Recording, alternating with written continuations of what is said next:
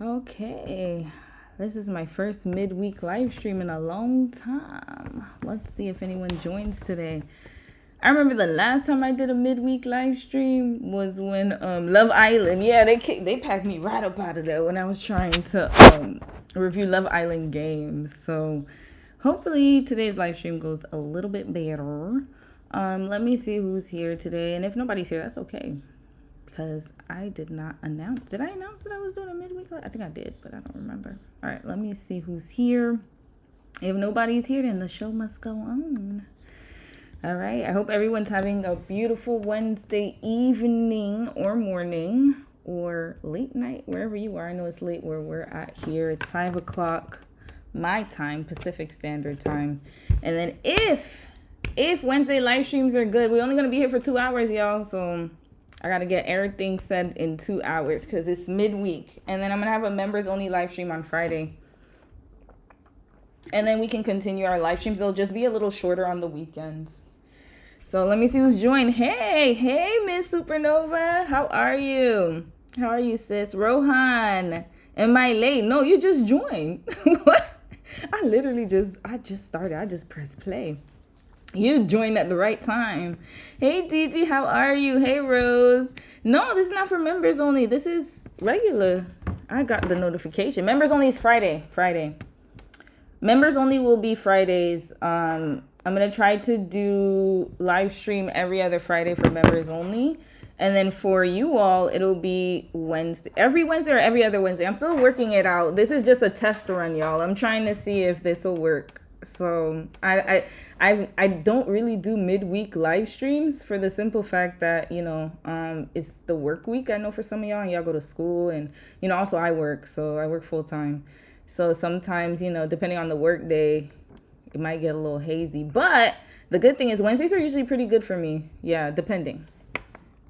Hey, Didi. Hey, CC Esther. I know. I kind of announced it low key, but I didn't want to the problem with me is that I have to get better at keeping my commitments because I didn't want to announce it and then not come on stream. So I was like, you know what, let's do a test run. But if it works out well, then at least we could do Wednesday stream because sometimes things happen during the week and then I don't want to wait until the weekend to kind of discuss it because then that makes the streams longer, right? Because then I got to catch up with what was said during the week. So I'm trying to do this work-life balance type activity. So if I could dedicate 2 hours after work on Wednesdays, it's not bad. It's not that bad actually. So I could do that. You said, oh, okay, just wanted to make sure. No, Wednesday members only is Friday. So if it works out well, then we'll do weekly midweek catch-ups. And then Saturdays, the stream will be shorter. Saturdays or Sunday, most likely Saturdays and Sundays, the streams will be a bit shorter. And then that way it'll give me more time to do other things and to edit and get all that other stuff going on. All right, so let's start. Since I only got 2 hours, y'all, I'm going to take an hour and a half to 2 hours of your time. Oh, boy. Oh, my God. What was going on this week? What happened? It is only Wednesday. Y'all, it is the last week of January. And why does it feel like a repeat of 2025? We were starting off on a good note. What happened? And I'm standing up because of Mimi, guys. So in case she wants to play, I got to get her into daycare, y'all. She's a little too playful. And I think she's teething now, too. So she's a little bit more extra bitey lately. So I'm just trying to see what she's doing. How's the puppy? Oh, peace on earth now. She's good. We getting her into daycare, y'all. I'm gonna get a dog walker. Actually, after this live stream, I'm gonna email a dog walker or dog sitter. I think does anyone have pets here? Have you guys used the app Rover? I'm gonna use it for the first time. And then the daycare is an actual daycare, but looks like I'll have to wait until 2 weeks from now to get her into that daycare, but at least I can get her socialized a little bit. I think she needs to be with other puppies. She gets bored with me, and I work a lot, right? So I feel bad for her. So she needs to be with other puppies. But yeah, she's good. Okay, y'all. Oh Lord, we got a lot to discuss today, and I only got 2 hours. Y'all know I like to talk a lot. So let's get to Nicki Minaj. I And also, you guys could just let me know how your week is going if you want to share anything. What is going on with Nikki, y'all? What is going on with Nikki? I literally, I was hesitant to do Nicki Minaj because I remember she had the interview with, what's her name, Erica Kirk. And so I was like, okay, you know what? Like, I didn't even get to go over that interview, and now she's on some BS. Okay, so let's see what she's up to, y'all. So we gonna put this down. We gotta get through some midweek news. Midweek news. There's a lot going on in the world of politics. There's a lot going on in the world of like just economy. There's a lot, just a lot going on. So relationships too. It's just like everything is going kind of haywire, and it's not just in the US, it's worldwide, y'all. This is global. Okay, let's put this up, y'all. So because I have 2 hours, I'm going to try my best to condense everything as much as possible because we got a few stories we have to cover, and I have an update. Mocha Island, hey sis, how are you? What happened with Nikki? What didn't happen with Nikki? That is the question. That is the question. So we're going to get into it, y'all. So you guys know that she's been in hot water lately because of the Turning Point interview. Maybe if we have time, we'll go over that. But what I have to say, though, is that she's been on a roll. So she had the Turning Point interview. And then remember last week when Don Lemon and the protesters went inside of the church, she had a lot of things to say about that, too. Her and Don Lemon went on this kind of like back and forth rant. And Nikki's just showing her ass as usual. And it's so interesting to me because, I mean, to be honest with y'all, I've never really been a fan of Nicki Minaj, to be quite honest with you. I'm not really, she's extremely talented, don't get me wrong, but she's not really my cup of tea when it comes to rapping, right? So I'm not really into that, her style. But what I will say, though, is that I didn't expect her to come out like this. Like, that Turning Point interview was enough. That was enough. But now she's really coming out full force. So let's see what happened, y'all. I didn't even get all the news, but I just know that she's backing Trump. And basically, whatever's going on in the U.S., y'all all know with the ICE raids and everything else, that she's basically doubling down and standing beside her daddy Trump. So let's get into this, y'all. Let's watch what happened here. And this was 6 hours ago, so not too long ago. So they had a whole press conference of her showing her entire behind. Her, Trini, y'all, my Trini's out there. Y'all gonna have to take the L. Y'all gonna have to take the L with this one. This is your queen right here. So let's see what happened between her and DT. Well, I don't know what to say, but I will say that Is that Kevin O'Leary? Is that Kevin O'Leary? Red flag! Look at his old bald-headed ass. Kevin. You see, let me tell y'all something real quick. So, Kevin O'Leary, y'all know him as part of Dragon's Den. If you guys have watched the show. That was the original show before Shark Tank, right? Kevin O'Leary is Canadian. And he has found himself, look at this man, this cancerous man right here, a whole cancer. This man is Canadian, y'all, showing his entire ass. And, you know, again, I know when we get into political discussions, everyone has a difference of opinion. I have to preface it by saying it. So you definitely will know where I align. I'm liberal all day, every day. I will say that I can swing between like liberal and I'm much more like, sometimes I'm green. It really depends, but my value systems are definitely liberal. I will say that. Now, the thing is that, and I don't care by sharing that, I'm not trying to appease to nobody. I'm just letting y'all know, you will know where you stand with me. That's one thing that you guys can expect on this channel is transparency, and you know where you stand with me. But I'm not going to demonize somebody if they voted a different way. But what I will say, though, is consequences come.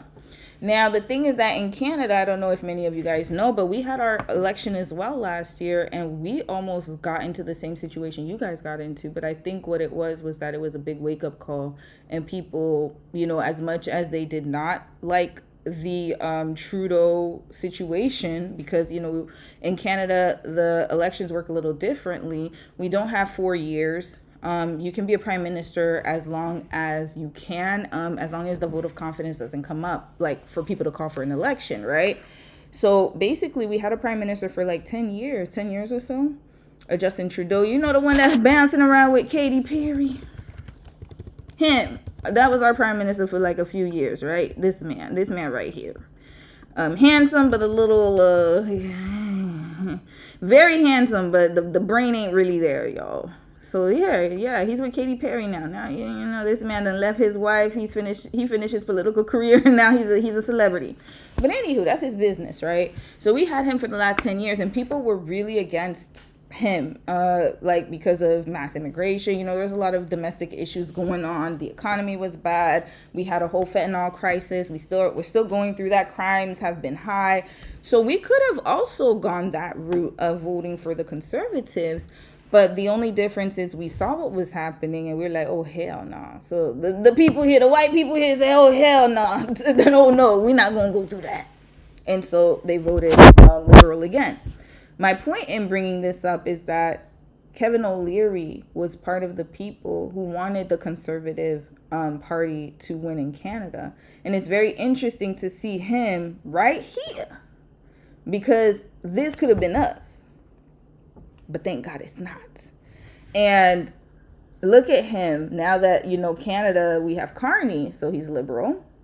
And he can't do this little whatever he's doing over there. He can't do his little crowdfunding or whatever the hell he's doing over there. So, of course, he has to go to the U.S. to appease to the Americans. Now, let's continue to watch this, because I'm kind of like, I don't understand what he's doing there, but he's there. Probably the president's #1 fan. And that's not going to change. And the y'all heard her? Hold on, let's rewind. Sorry, we gotta rewind it. Sorry. This is news to me.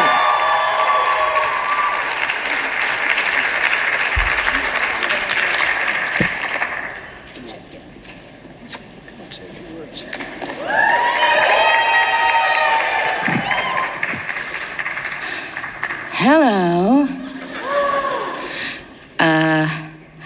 Well, I don't know what to say, but I will say that I am probably the president's #1 fan.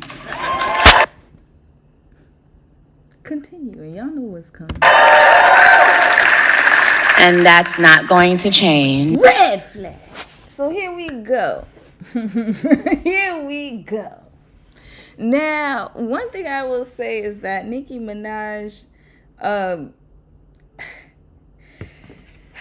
you know who she reminds me of? She's giving me Amber Rose. Amber Rose was doing the same thing, grifting. Is Amber Rose still a conservative? Hold on, Amber Rose. Where is she in this? Look at her. Look at her ass right now. It's very interesting how we need to study this pipeline. There's definitely a pipeline going on. Amber Rose did it. And now Nicki Minaj is going through the same kind of situation. Now, we're going to find out one of the reasons why, because we already know why. But it's very interesting to see that she's being very emboldened. And she has the backup of the people here.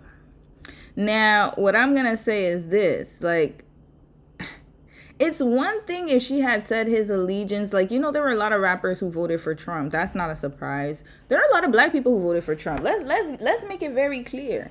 And there are a lot of black people who supported Trump. Even though we have the 92% and it was 77% of black men voted for Democrats, there was kind of like this infighting going on for a while. Now, when we look at rappers, a lot of rappers were aligned with Trump prior to the election. And then now they're quiet. But it's very interesting to me that she's not quiet, especially with what's going on in Minneapolis. And this is where people need to take notice. because, you know, people are upset at social media influencers and commentators for not saying anything or for not being on the right side of history, when y'all should be mad at her too. This is the person that you guys should be mad at as well, because why is she saying that? She's basically during this time, this exact time where they're having this whole situation in Minneapolis. Remember that young man that passed away a few days ago, Alex Pretty, right after Renee Good. And then look at what this sister's doing. Red flag. Doubling down.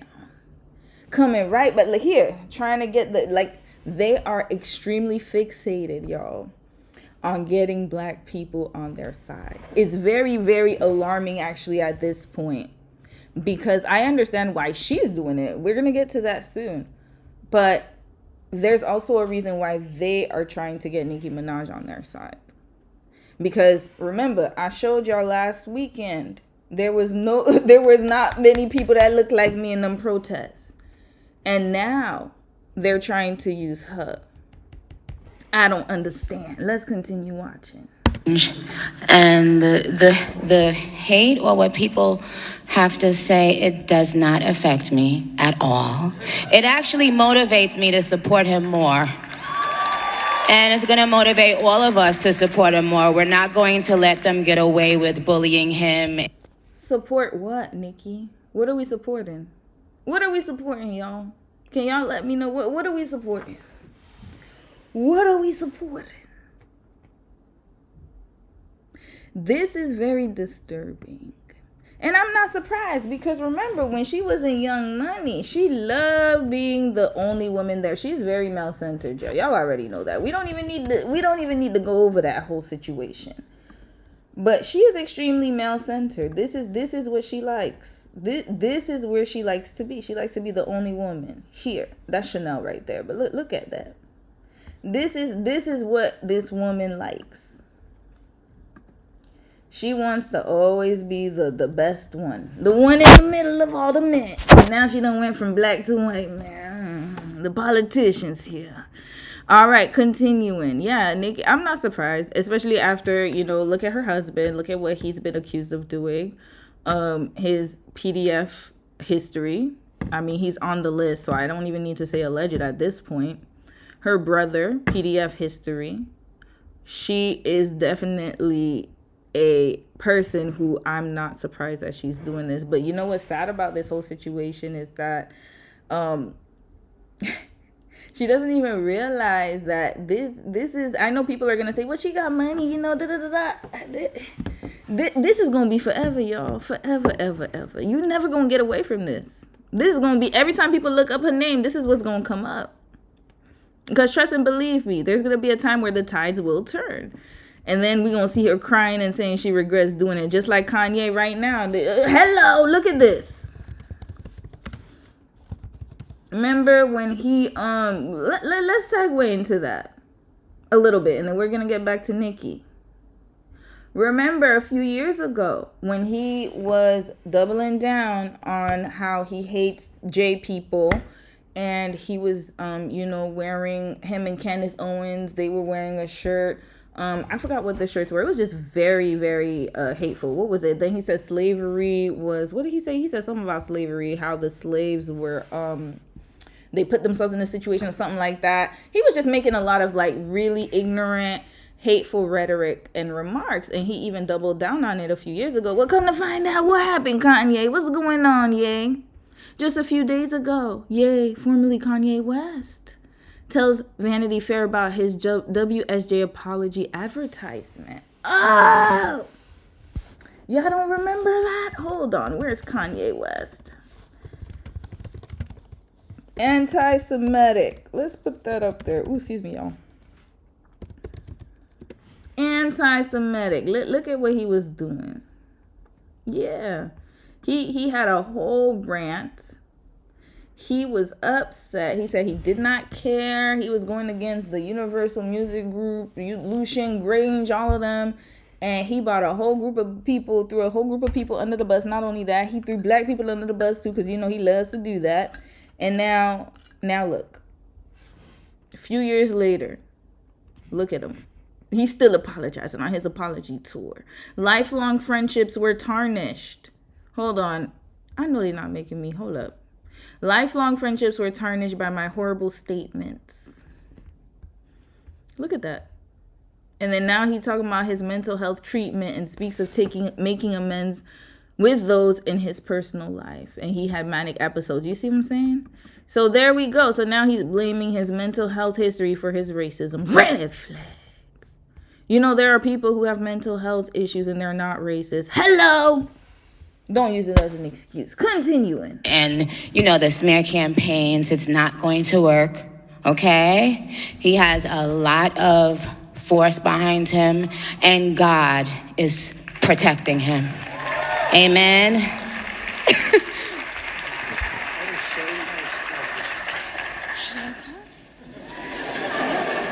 Okay. God is protecting him, Nikki. Listen, that's all she had to say. That's it. That was it. Say that. Hey, Marie, how are you, sis? I am probably the president's #1 fan. And that's not going to change. Mm-hmm. And the hate or what people have to say, it does not affect me at all. It actually motivates me to support him more. And it's going to motivate all of us to support him more. We're not going to let them get away with bullying him and, you know, the smear campaigns. It's not going to work, okay? He has a lot of force behind him, and God. You know what's so interesting, and this is the sad part too, is that there are so many celebrities who were campaigning for this man. And there are other celebrities that could have done this, but they were smart enough not to do that because they at least have some damn common sense. Even if they believe even if they align with what he's doing, they understand the ramifications of it. They get it. But yet this bozo, bimbo-headed bird brain doesn't understand it. Red flag. This is awful. Awful. Why is it always, and this is what pisses me off, and I get so upset about it. When it comes to buffoonery, we're always the first ones to line up. Why? Why is that? Just the same thing, and I'm not going to compare because I know she was doing advocacy work, but with sis that went into the church, I'm not saying she's a buffoon. She's not a buffoon. She's an activist. But what I'm trying to get at is that we were the ones who went up in that church.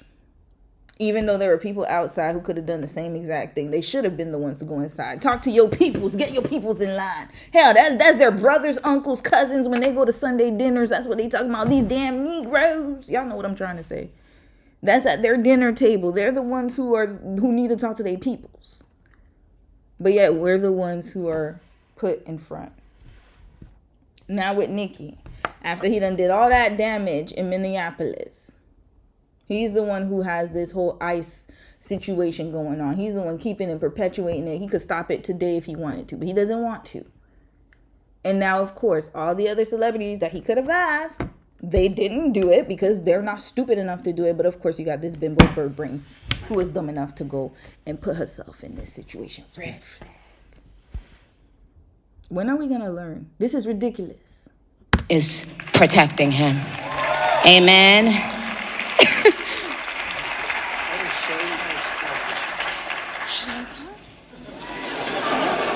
Okay.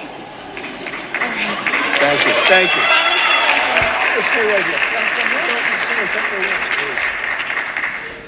On behalf of all the entrepreneurs in America, I'd like to thank you, Mr. President, because we create 72% of the jobs. Companies 5 to 500 employees, and all we care about is policy.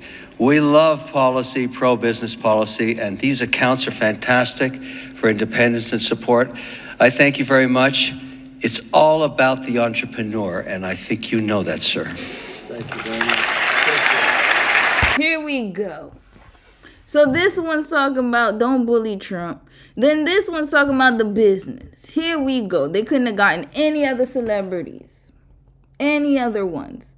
And mind you, this is the thing. Even though I did say last weekend, and I stand firm by it, that I said that, 92% and 77% you did your jobs on election day. That doesn't mean that we're going to sit here and support this nonsense. This is craziness. You got people of color right now going through it. White folks going through it because they defending the people of color. Everybody's going through it. LGBTQ going through it. Everybody going through it. And of course, she's the representation of our group. And look at what she's doing here. This is the problem. Let's continue. There's more, y'all. So, sorry, I didn't get to Japan yet. Let's get to the reason why. Hold on, I didn't have it in sequence. Here we go. And then I'm going to read a few comments.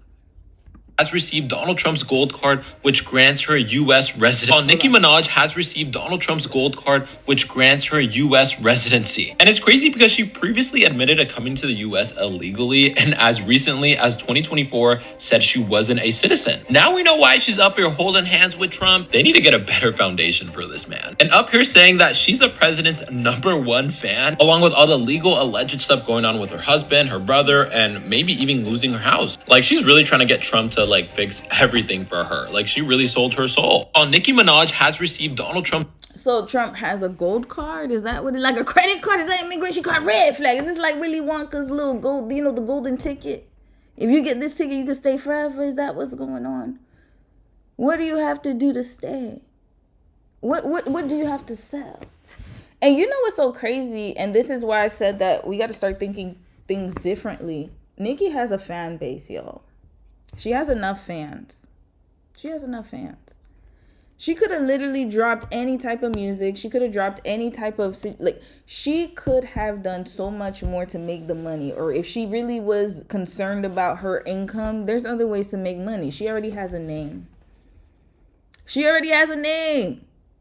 can make money any type of way she wants to. But again, it's deeper than that, because obviously there's something sinister going on here. I can't go into too much detail, obviously. This might have to be a conspiracy.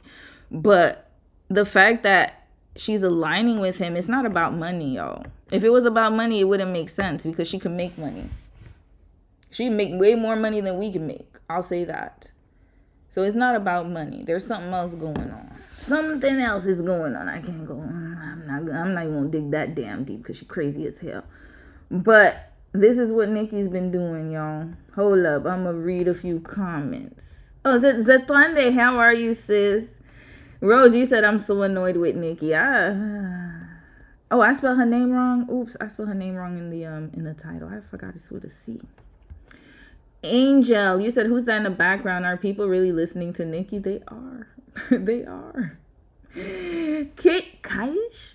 I hope I said your name right. Welcome from Panama. Hey! What's up to my Panamanians? He's holding her hand. Yep. You said, I saw an update today that Taylor and Travis sent out save the date cards. Yeah, of course they did. They still getting married, y'all. I told y'all the case study. She is not going to let that man go. She will not let that man go. Yeah. I'm disappointed because of the optics. Like, this is horrible. This is horrible, y'all. It's horrible. And remember, her music, Nicki Minaj's music, she has a lot of fans from different demographics, but a lot of the Barbs they consist of a lot of black, I think it was black gay men and also black women. They're the ones who ride the hardest for her. So imagine, all of the people, the demographics that ride for her look like the people who are being targeted right now and who are going through the whole situation right now with the ICE raids and, just with the economy being the most affected. And then look at how she repays everybody for their support. This is what we talking about here. But then again, celebrities are people. They're human beings at the end of the day. And I don't think we should expect anything more or less from them, to be quite honest with you. Because if you were hoping that she would be on the right side of history, you were sorely mistaken. She was never going to be. I mean, hell, the fact that she defended her PDF brother just told me all that I needed to know. And her PDF husband married the whole man with this whole history. Please, continue and let's watch this. We're going to watch this video real quick to get a little bit of a background on Nicki Minaj and Don Lemon. And then we're going to wrap her up after this. Hold on, how much time I got? We might watch one more clip after that, and then we moving on to other stories. Recently, Nicki Minaj and Don Lemon, two people who should have nothing to discuss, got into a heated back and forth filled with inflammatory, bigoted... Wait, hold on a second, y'all. Let me make this a little bit bigger. All right, and shout out to Olurinati. Sorry, I know I butchered your name.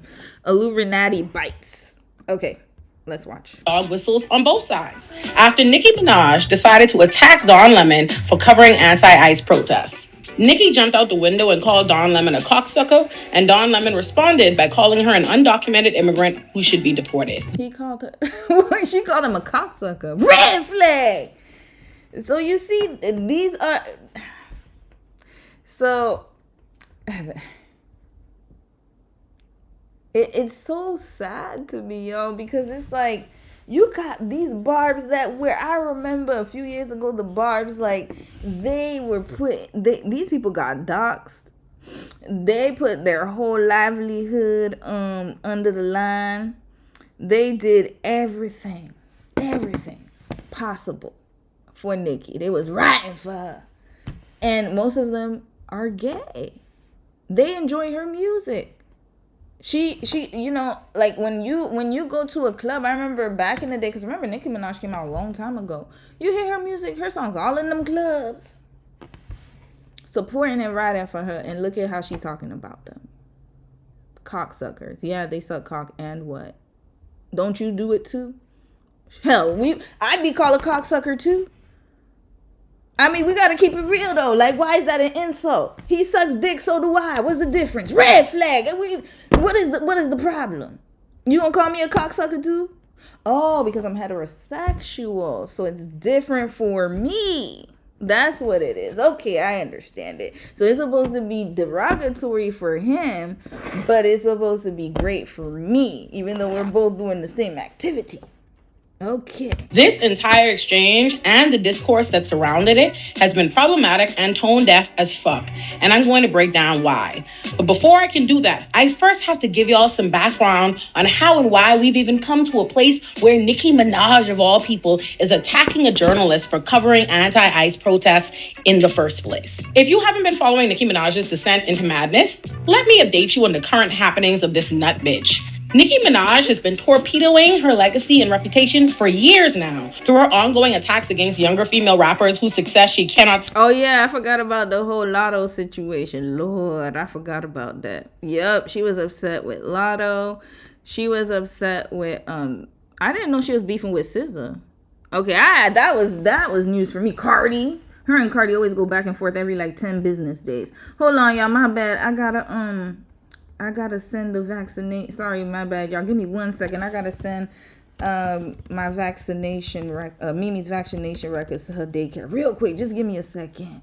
Hi, Brooklyn. Yeah, no worries. Attached. Is Mimi's record. Thank you. My bad, y'all. This is really important because I gotta get her up in daycare. I gotta get her up out of here. All right, here we go. All right, I just sent it to them. All right, let's continue. So yeah, so she was beefing with Lotto, but Lotto cleared her. I ain't gonna lie, that was a crazy beef. One thing I like about Lotto is she did not fold. She was just like, look, nope, I'm not gonna let you bully me just like you bullied them other girls, and that's what it is. She's a bully.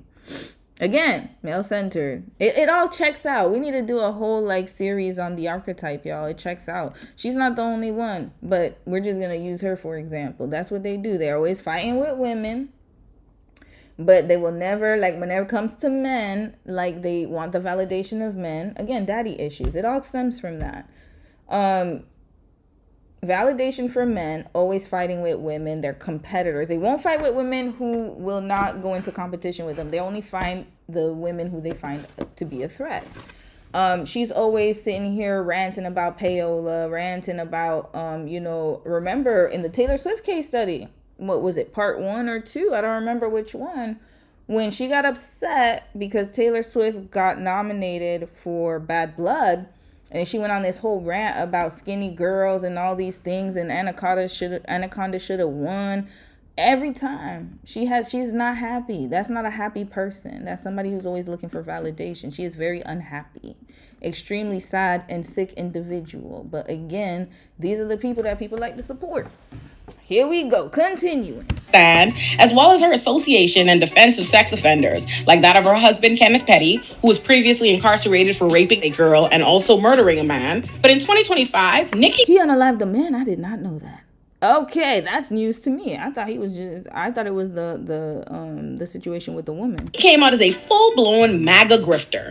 And that grift began with her parroting Republican propaganda about a Christian genocide in Nigeria.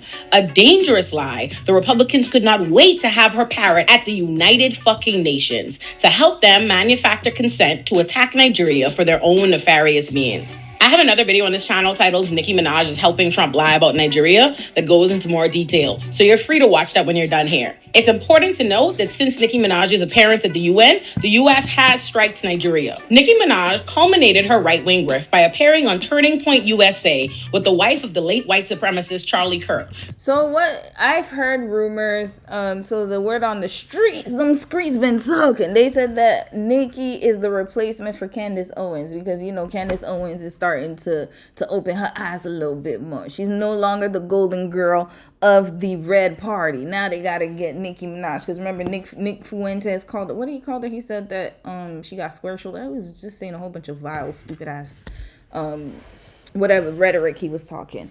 So all of the MAGA men are against Candace Owens. Remember, she got into it with Alex Jones, Nick Fuentes, now with Erica Kirk, probably JD Vance and Trump. And she's into it with the macaroni people in France, right? So now they're trying to replace her with Nikki, but I'm like, y'all couldn't have found somebody else. This is the most you could do. But then again, like, I'm not surprised in the slightest because, I hate to say it, but when it comes to buffoonery, unfortunately, some of us, and I don't want to categorize it by saying it that way, but I mean, as a collective, sometimes not, like we already know the saying, not all kinfolk or skinfolk are kinfolk. And unfortunately, when it comes to buffoonery, a lot of people line up for that. But I wouldn't expect anything less of her because remember, like I said, she is very male-centered. So she's going to think with the mindset of the patriarchy. And of course, when we look at buffoonery in our culture, when I say collectively as our culture, it's mostly... we just going... It's mostly the men's doing the buffoonery. Continue. Where she unintelligently babbled through conservative propaganda and dog whistles that she barely had a working grasp of. I talked about this in much greater depth on Matt Bernstein's podcast, A Bit Fruity, so you should also check that out if you want to hear more about my analysis of everything she had to say at Turning Points USA, as well as just all her garbage. But what I will say here is that Nicki Minaj practices what's called grievance politics. And Nicki Minaj doesn't just practice grievance politics with respect to her literal politics. It's how she moves through absolutely every facet of her public-facing life. And it's why she's bitter, insufferable, reactionary, and destructive. When I say someone practices grievance politics, I am referring to someone who takes perceived slights, wrongs, or injustices they've faced, and they use it to justify hate or resentment towards a group of people or to inform how they react. That's Nicki Minaj to a motherfucking T. It's how and why she justifies hating every woman in rap, no matter how far they try to deep throat her. And it's also why she's tap dancing for the Republicans right now. Well, that and I genuinely do believe Nicki Minaj is very obviously not all there in the head anymore. And I personally do believe the rumors that she's coked out of her mind. I don't know Nicki Minaj. But that's the thing, though. I don't want us to use that as an excuse because in the future, like I said, she's going to come out just like Kanye. Where he at? She's going to come out just like him in a few years. Just like him. Look at him. Look at this. Despicable red flag. She's going to come out just like him. And again, I think she's just always had that in her. It's not coke. Mental health, yeah, it could be a contributor, but it's not all the way. It's just who she is. We gotta call it for what it is. They're just some evil, vile people. She's an evil, vile person. She's been like that from the beginning. Remember when her and Remy Ma were beefing? From the beginning, she's always been that way. When her and Little Kim, her situation with Little Kim should have already told us what we needed to know. But then again, people were still supporting her. It's like, how far can you go, right? She's always been that way. It's just a character flaw. Sometimes it's not mental health. It's not coke. Yeah, those are byproducts, but those are not the only reason. She's just a sad, sick individual. That's it. That's all. Minaj. I don't know Nicki Minaj, but I do know cokeheads. And I do know what it looks like to fly into a coked out rage. And she and the cokeheads I know looking real familiar. But putting speculation about Nicki Minaj's personal wellness aside, we know that Nicki has all kind of legal issues and financial issues as a result of who she decided to marry. Nicki Minaj quite literally just narrowly avoided the foreclosure of her $20 million home by paying at the last minute the $500,000 judgment she and her husband owed to a security guard who sued them in 2019 after Nicki's husband assaulted him. And they also have other issues, including but not limited to a lawsuit accusing both Nicki and her husband of harassing his rape victim. Remember what I said about grievance politics? And again, she's a rider. So she is basically...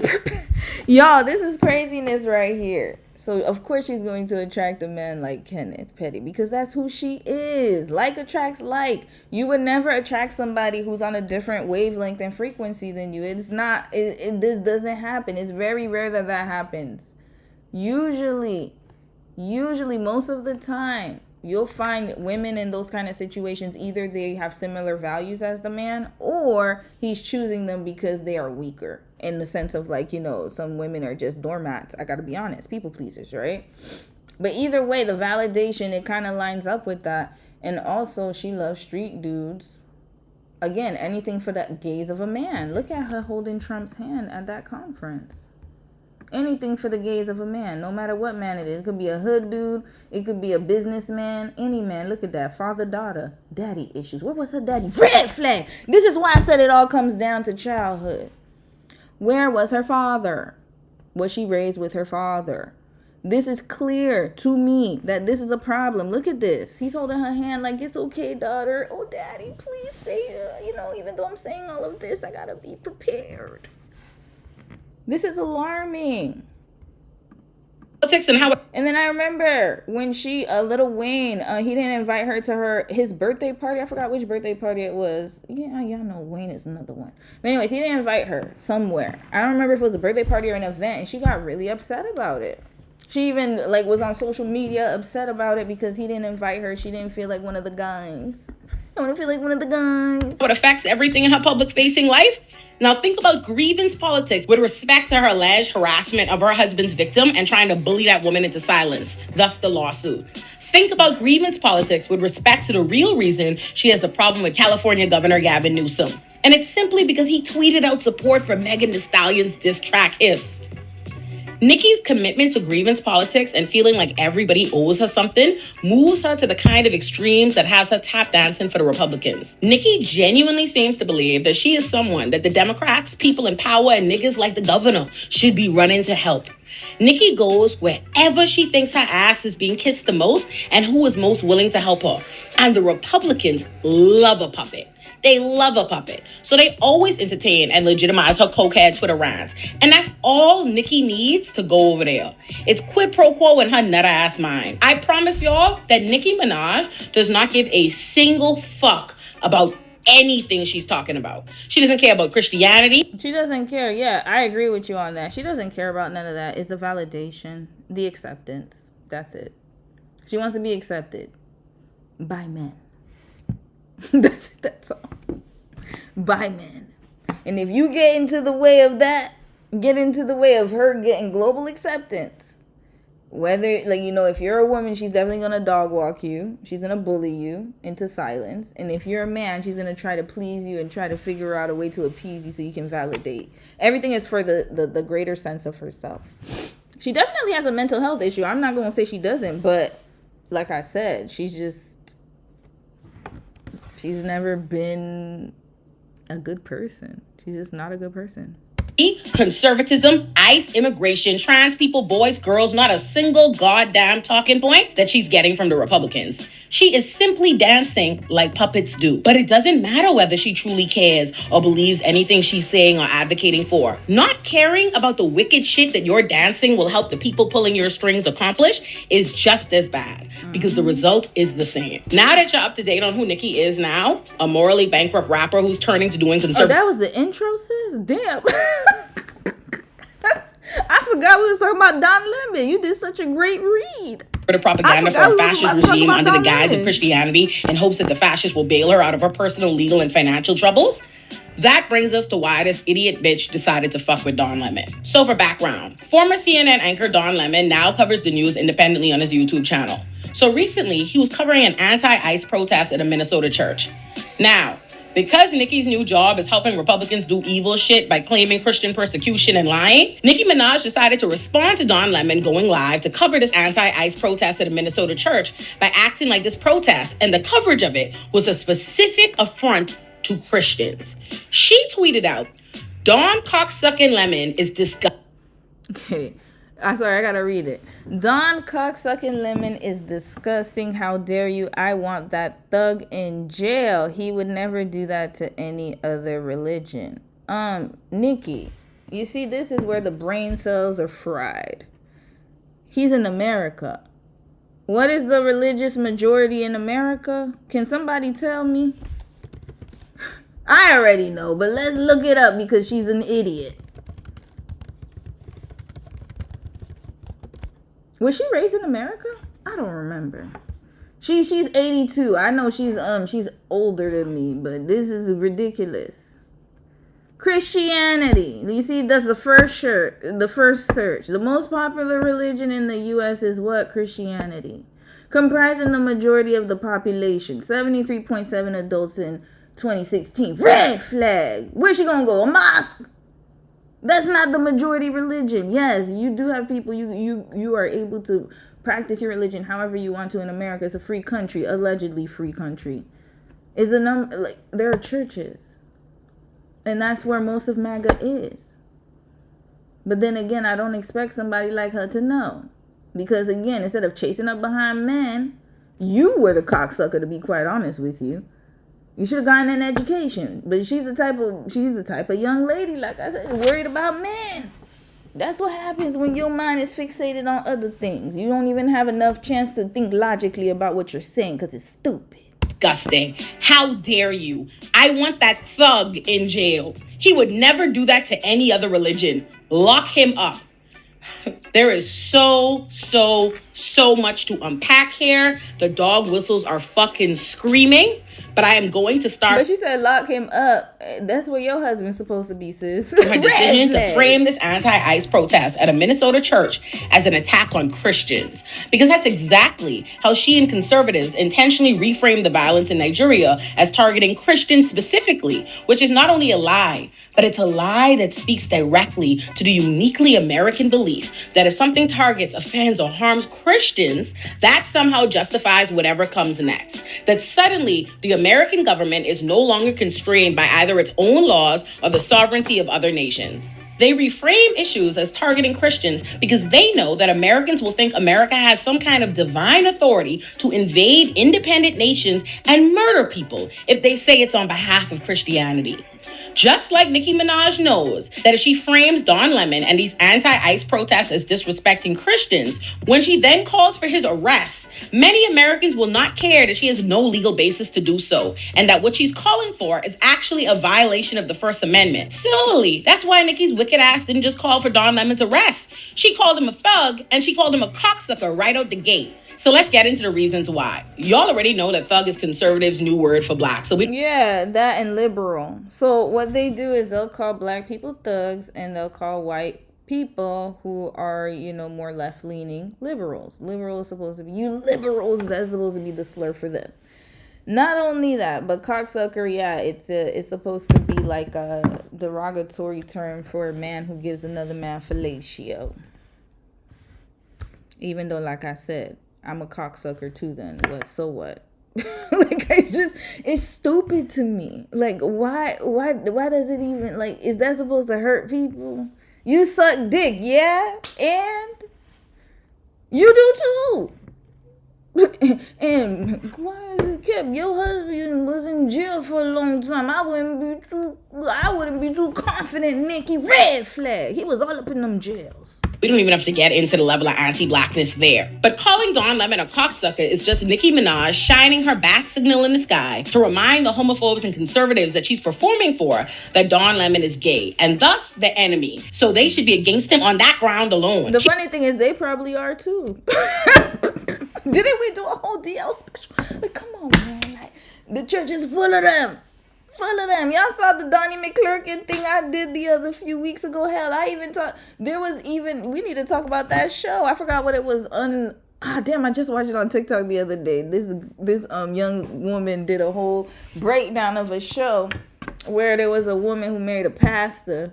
And then he was sleeping with everybody. She found out he was bi. And then she stuck by him because, he said, I'm trying to work out some things, trying to see if he was attracted to men or women. Slept with all them damn people in the congregation. And then at the end, he fell in love with one of the leaders at the church. And then when he fell in love with the leader, like, I guess he caught feelings for him for real. And then he, admitted to the church that he was gay. And he said, I understand that some of y'all ain't want to leave. 75% of the church stayed because they was all gay. They was all there with him. Come on now. Please.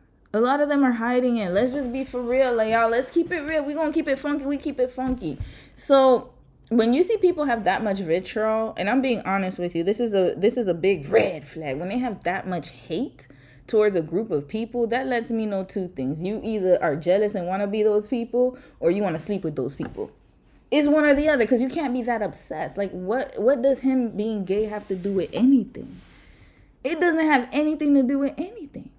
But at the same time, that's what they're focused on. Because, again, if I can almost guarantee you, a lot of the people in that party are closeted. They don't want to live in their truth. And so that's why they would rather project it onto other people who are able to be happy and proud. They don't want to see them happy. They don't want to see them proud. They don't want to see pride festivals outside. And then they'll use the excuse and say, it's because it's corrupting everybody. When the whole point, they're the ones who are watching that stuff and wanting to be part of the crew. Because, hell, if there's a pride parade down the street, it doesn't change my life at all. Have at it. Go do what you got to do. That's your sexual preference. Ain't got nothing to do with me.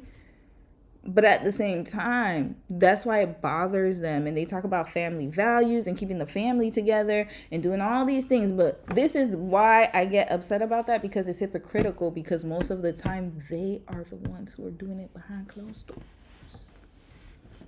And they want to try to tell you to live your life a certain way. And they're the ones going in the background. Who do you think's on Grindr? Who do you think's on Grindr? Who you think is spreading them? I gotta be honest. Who do you think is doing that? Who do you think is increasing the STD rate in women? Who? The closeted ones. That's why they don't like when people are out and about. Let's get to black people. She's talking about thugs.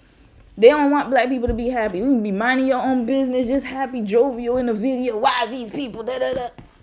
Why? Does it bother you that I'm happy? That I'm just living my life? But does that bother you? Why does it bother you? That's what we should be asking. Nikki, why does it bother you? Does your husband, does he have an account on Grindr that we need to know about? Why does it bother you? Why does his sexual orientation bother you so much? She is signaling to them that they don't have to engage this argument on the merits. They can simply fight on identity, us versus them. That's why she invoked Christianity and homophobia in the same breath. She's saying that we're Christians and he's gay, so we have the moral high ground. It doesn't matter that there's nothing Christian about calling someone a dick sucker or ice killing people, tearing apart families and throwing... Sis, add that they be doing it too. Just add that to it too. Okay, continuing. People out of the country they built their lives in. So before I move on to Don Lemon's response and the fundamental problems with his response, let me make clear that Nicki Minaj is an unprincipled, dangerous idiot bitch who doesn't have even a semblance of moral clarity to be doing what she's doing when the costs are people's actual fucking lives. Nikki does not only deserve to be dragged, she needs to be dragged. And I want her to be dragged. I cannot stand Nikki's ass. But you not only can drag her without being xenophobic, you must drag her without being xenophobic, especially if you're attempting to drag her for what is ultimately a xenophobic stance she's taking. You cannot drag her for opposing anti-ICE protests by deploying the kind of xenophobia that makes the fucking protest Wait, what's xenophobia? What did he say? necessary in the first place. Watching people pretend to give a fuck about what ICE is doing to immigrants in one breath and calling for Nicki Minaj's deportation in the next reminded me to remind y'all that many of the people covering ICE's crimes right now are doing it simply because it's what has national attention right now. Wait. I'm lost here. wait. I'm a little lost, sis. I'm a little lost. So he's xenophobic because he says she's undocumented. That's a fact, though. She is or was. How is that xenophobic? That was a fact. Oh, but maybe because he said she should be deported, but he didn't say that she should have ICE on her. I don't know, but I think, okay, so I'm going to say this. Logically speaking, though, sis, I'm going to have to say I disagree with you on that. I think what he was trying to say is hypocritical of her to be aligned with them when she's undocumented. And so if those people are being deported, then she needs to be deported too. I don't think he was saying it in a sense of like, you're an illegal, you need to get up out of here, get out of our country. I think he was just raising the hypocrisy of it all, because she's sitting up here aligning herself with a political party and a movement where in other, like if she wasn't a rich celebrity, she would have been up in them detention centers too. So I will have to say that I disagree with you on that, because I don't think it was xenophobic. I thought he said something else. He just said she's undocumented. Is that not fact? Was that a lie? And not only that, but he's just raising the hypocrisy. He's basically saying that if you're calling for people to be deported, then you should be deported too. So it's the same thing as what I was saying with the men in the political parties talking about homosexuals and gay rights and all that stuff, when half of the time they be up in the churches guzzling dick too. I gotta be honest. They do. Some of them, not all, but some of them. And if they're not doing that, they're probably doing way worse, touching kids, doing a whole bunch of nasty shit. Excuse my language. It's Wednesday. I just got off of work. I have less patience now. So if we're going to go tit for tat, let's be honest. It's just calling out hypocrisy. I don't think he was being xenophobic. I don't know. Y'all let me know. It didn't sound xenophobic to me. It's not because they actually care about... hold on. Who joined? Tyra, sis. I haven't seen you in a minute. Hey, sis. How are you? Welcome to the inner circle, or welcome to the inner circle, I should say. And we're doing a members only live on Friday. Friday will be a different topic. Let's continue. And I'm going to read a few comments after. Immigrants, our rights, or our humanity. John Lemon had 9 million things he could have dragged Nikki to hell and back with. 9 fucking million things. But he chose to say she's an undocumented immigrant, she doesn't like African Americans, and that she should be deported. But she is undocumented, facts. She doesn't like she doesn't like African Americans. That has been, I mean, let's look at this. Megan is African American, so is Lotto. So is SZA.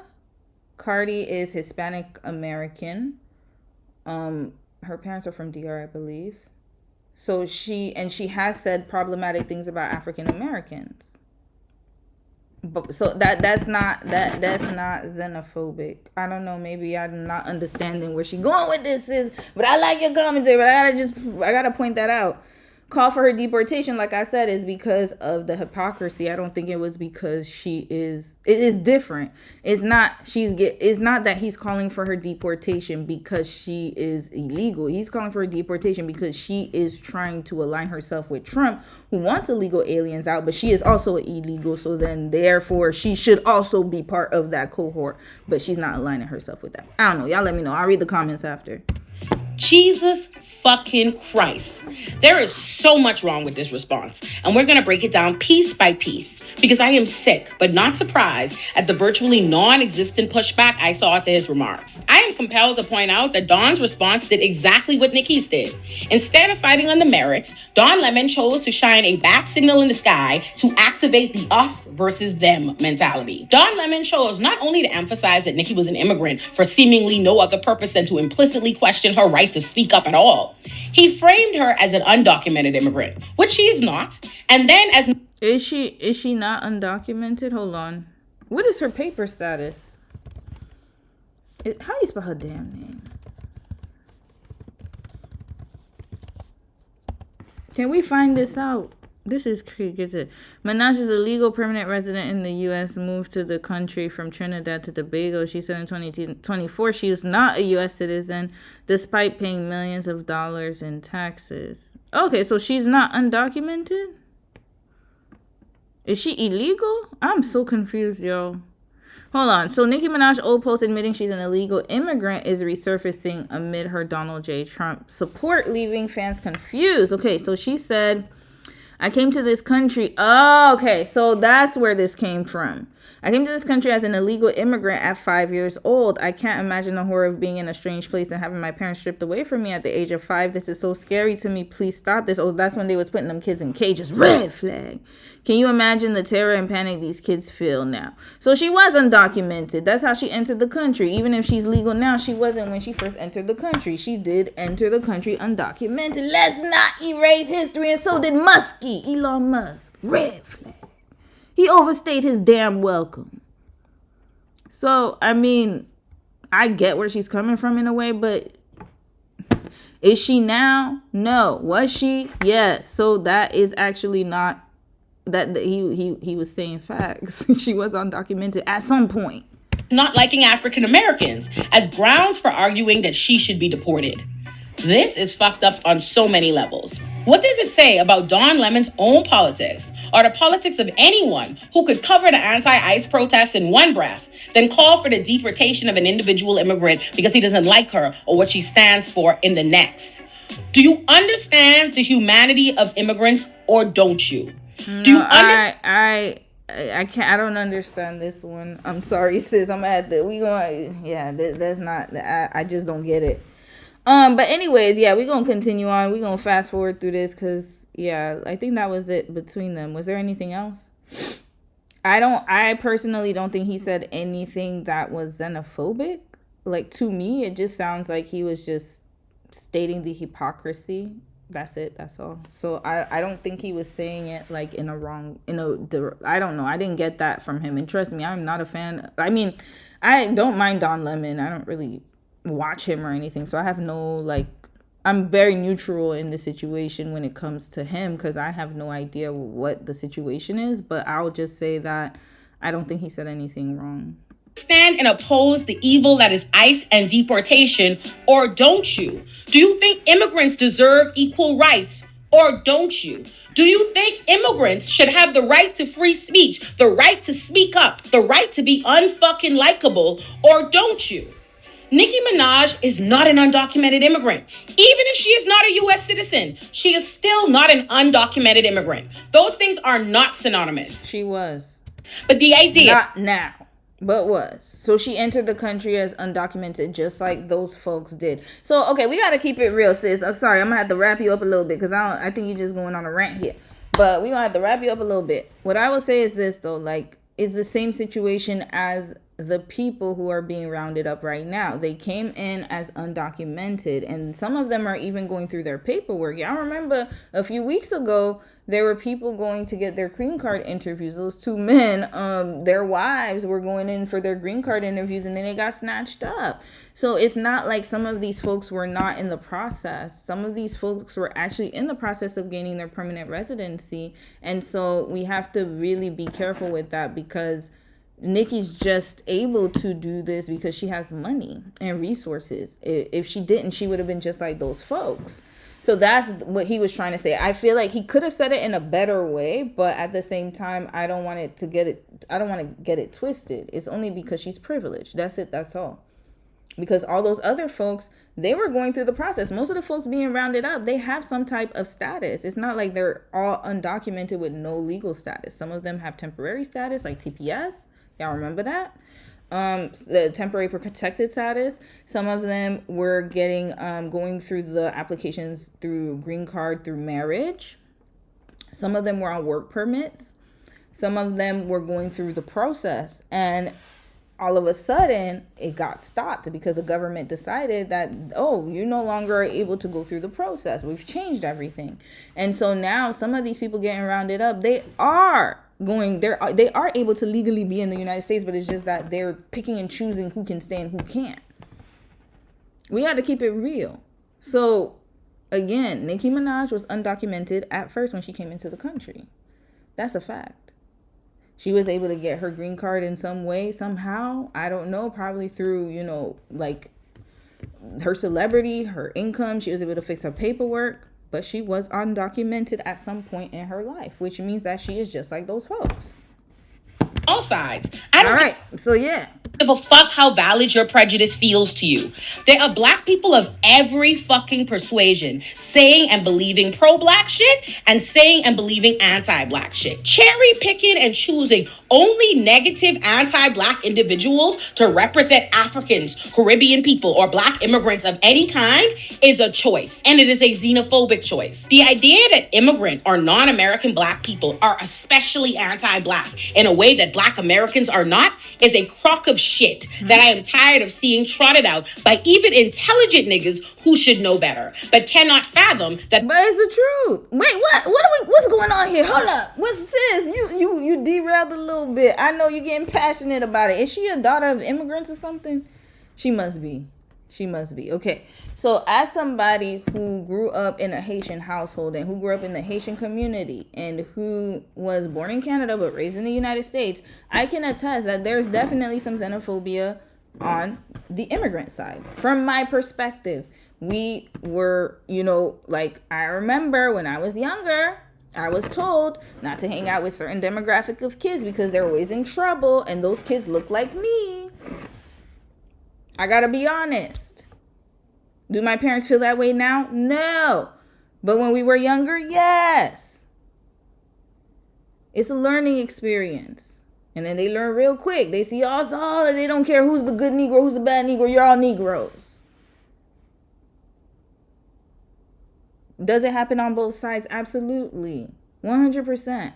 But let's not act like it doesn't happen. And let's not act like Nicki Minaj is not anti-African American. She has said some very problematic things about black women, specifically African American women. Let's keep it real, y'all. We gotta keep it real. Keep it funky. That their feelings are not always fact, and that your feeling can be based in prejudice. Using any and every negative individual experience or perception of a black immigrant as license to judge, condemn, and write off all black immigrants. He was talking about Nikki, not all black immigrants. Okay, sis, love you, but you're gonna have to reword that.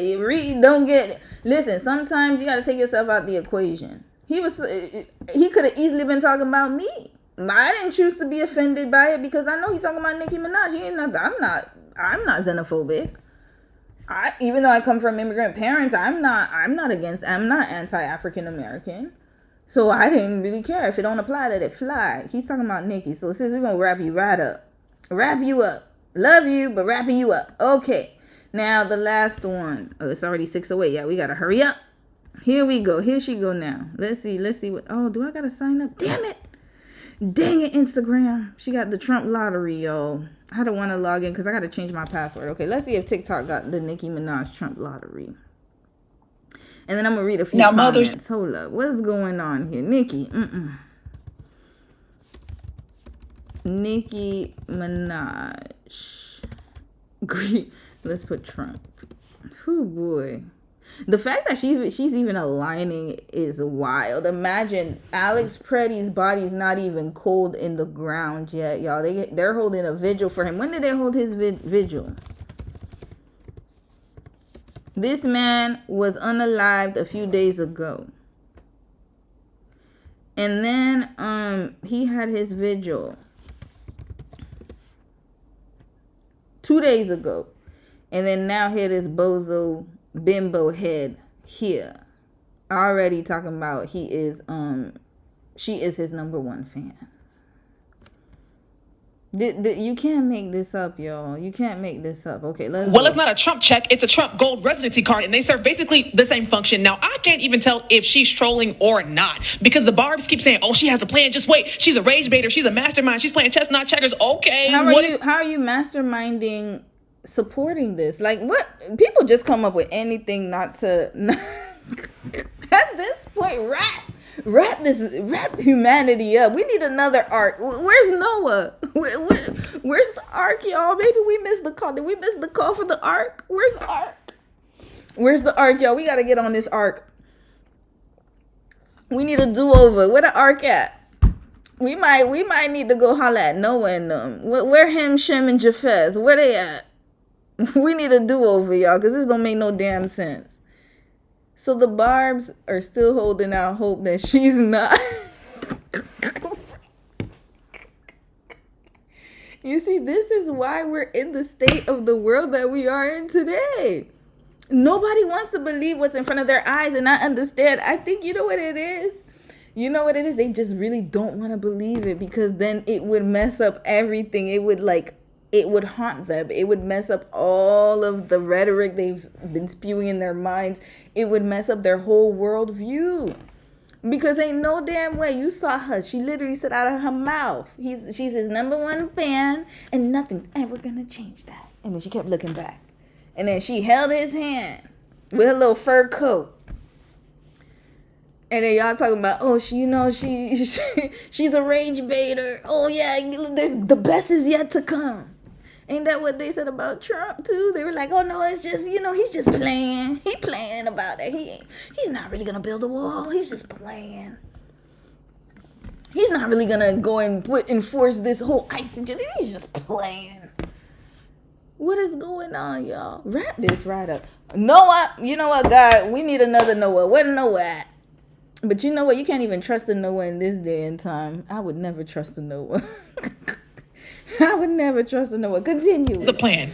Do you know the plan? Is the plan in the room with us right now? I'm confused. This does not look like some mastermind situation to me. If this is true, it looks very simple. She wanted something and she got it, and she did what she needed to do and cozied up to who she needed to cozy up with to get it. That's it. And mind you, again, I still don't even know if she's trolling. Nobody has confirmed her citizenship status. Is she a citizen? Is she not? That Trump card is the same as them little them little Chuck E. Cheese cards. Red flag. They don't mean nothing.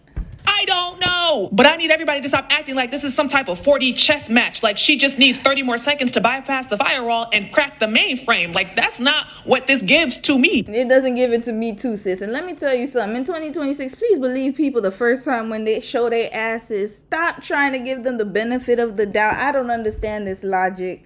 If I see a damn pit bull and he's starting to bite, I gotta use. I know I like to use pit bulls because hell, they're the stories I see the most in the news. Because, I'm trying to protect my little baby girl here. And I always got to worry about dangerous dogs. I done been traumatized by watching a few of those attacks. But my point is that you seen a pit bull roaming the streets. He biting everybody. Just gnawing at the mouth. And then you sitting here talking about, he's good. There's nothing wrong with my dog. Nothing wrong with him. He foaming at the mouth with everybody. And then he's a great doggy. And then as soon as he goes in your house, he gonna tear your ass up. And then all of a sudden, I didn't think he was gonna do it to me. Red flag. He done did it to everybody else. Shut up. So it's the same thing in this situation. Oh, Nikki, no. Don't. Just wait, y'all. She's joking. Psych. Pumped. Where the camera's at? This is who she's always been, y'all. Well, it's not a Trump check. It's a Trump gold residency card, and they serve basically the same function. Now, I can't even tell if she's trolling or not. Okay, because I think we went through this already. Good luck, Nikki. I hope it was all worth it because you're going to be just like this man. Hold up. You're going to be just like him, pandering to the world. Look at this. Look at this one right here. Look at him. Pitiful. Look at him. He wants an apology. He's going on a whole apology tour. Not only did he go on an interview with Wall Street Journal, he also sent an email to Vanity Fair. Now he's all up again, doing all that again. Here, let's watch this. This is Nicki Minaj's The rapper future, formerly y'all. known as Kanye is apologizing today for, in his words, reckless behavior. He took out this full-page ad in the Wall Street Journal. Yeah, he did. Took a whole ad. Red flag. To those I've hurt, going on to say he is not a Nazi or an anti-Semite and that he loves Jewish people. Oh, the tides have turned all of a sudden when the funds running dry. Yeah. Oh, yeah. When the funds... This is what she's going to sound like as soon as them concert tickets don't sell. I promise you. As soon as her albums are not selling, as soon as, Trump is locked up wherever he's in there, he ain't got that much time. Hell, he can't live forever. Even the Queen had her day. She's human.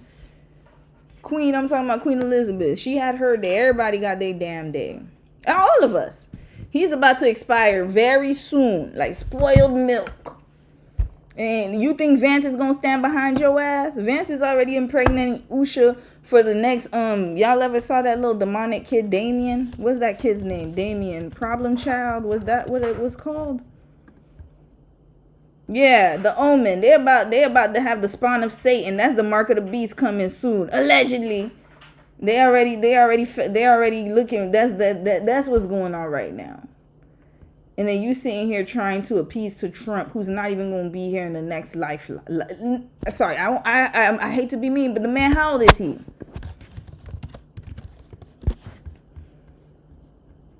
This man is 79 years old. He ain't got but 2 decades, not even. The average life expectancy 80 to 85. He done got at least until the end of this term. He can't live forever. Can't live forever. When did Prince Philip pass away? How old was he? He passed away at 99. Hell, okay, let's say he does the same as Prince Philip.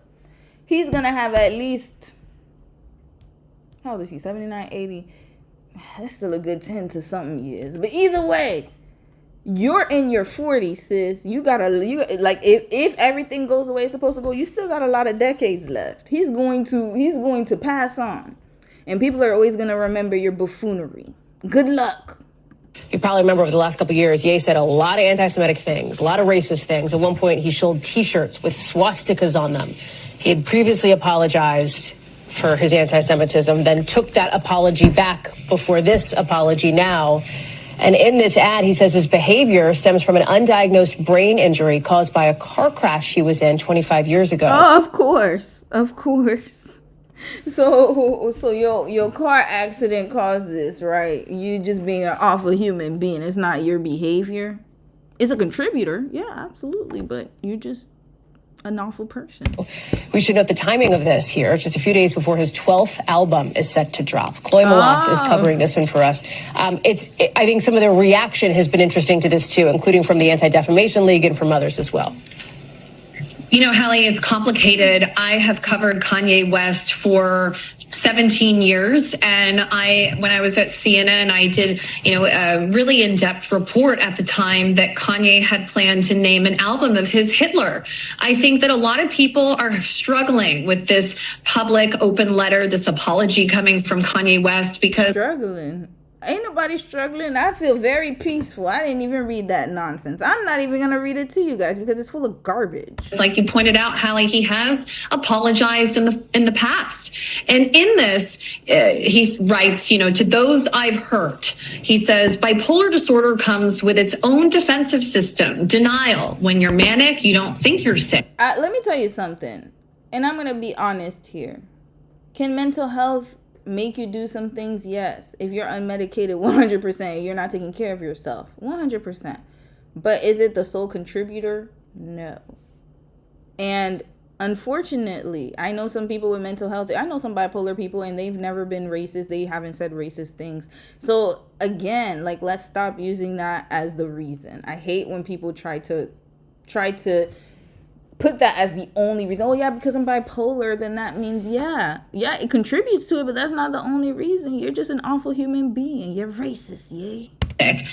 Everyone else is overreacting. But I will say that Kanye West, now Ye, he has said multiple times very publicly that he does not suffer from bipolar disorder. He's actually said that he suffers from autism, or that he has autism, that he has other issues, but that this was not one of them. So he was very public about saying that he did not suffer from bipolar disorder. And now he's saying, a few days before his new album is coming out, that he is not a Nazi, that he loves the Jewish people. And it makes you wonder, is he being sincere? It's all come down to him wanting to sell albums, Hallie. It is album sales. We wrapping him and Nicki Minaj up right up out of here. This is the next, this is what's coming up down the pipeline. Allegedly. Let me not say that about their baby. That's not fair. But JD Vance, I don't trust any spawn of his, unfortunately. That's just how it is, man. Sometimes some evil people, you look at their kids and their kids cute as hell, but then you just know they daddy and you're like, damn it. You came from that? How's that even possible? Continuing. All right, I'm going to read a few comments, y'all. JD Vance is so unprincipled. Mary, how are you, sis? With his slavery, Devonda says, hey, with his slavery was a choice. Yeah, that's what he said. I was trying to remember what he said about slavery. He said some very disrespectful things. Slavery was a choice. Right. Being shackled was a choice. Okay. Interesting. The Omen, yeah, it's XOXO Conjugal. The Omen is a movie about Damien, and he was like a kid who was just like, he was like, yo, that movie crazy. I gotta watch that movie. That movie was wild. Yeah. He was definitely brought on earth for something. Rosa, they always want to be controversial by hurting people. And that's the thing. And that's what I'm saying. Like, that's why I said I really don't like people pinning mental health on this, because there are some really wonderful, great people who have mental health issues and they don't do this. There are some drug addicts who are the best. They could be the best people that you've ever met. And they have an addiction. And sometimes I don't like how people label people with mental health issues. Oh, because he had mental health issues. Yeah, it contributed to it, but that doesn't mean that is the sole contributor. There are many other factors, and that being that he's just a nasty individual. I'm sorry. He is. He's vile. Like, mental health does not cause you to be racist. You're just racist. That's it. Because then if that's the case, then we could say that all our forefathers, I don't say not my forefathers, but those forefathers, oh, they had mental health issues. That's why.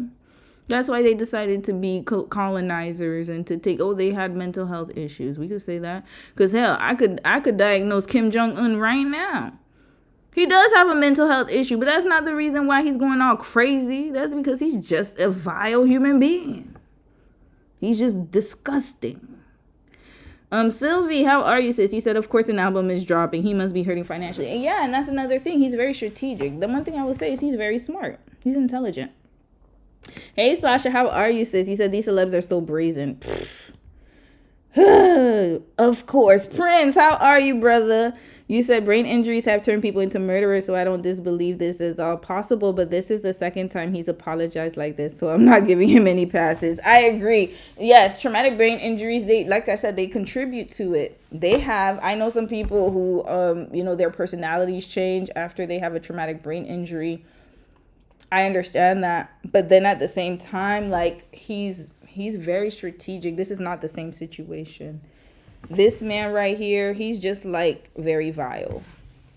He's been like that even before. And unfortunately, it's like, I feel like, and this happens a lot, even with dementia patients, where they will, sometimes the worst part of their personality, it comes up even more when they go through the mental health issues, right?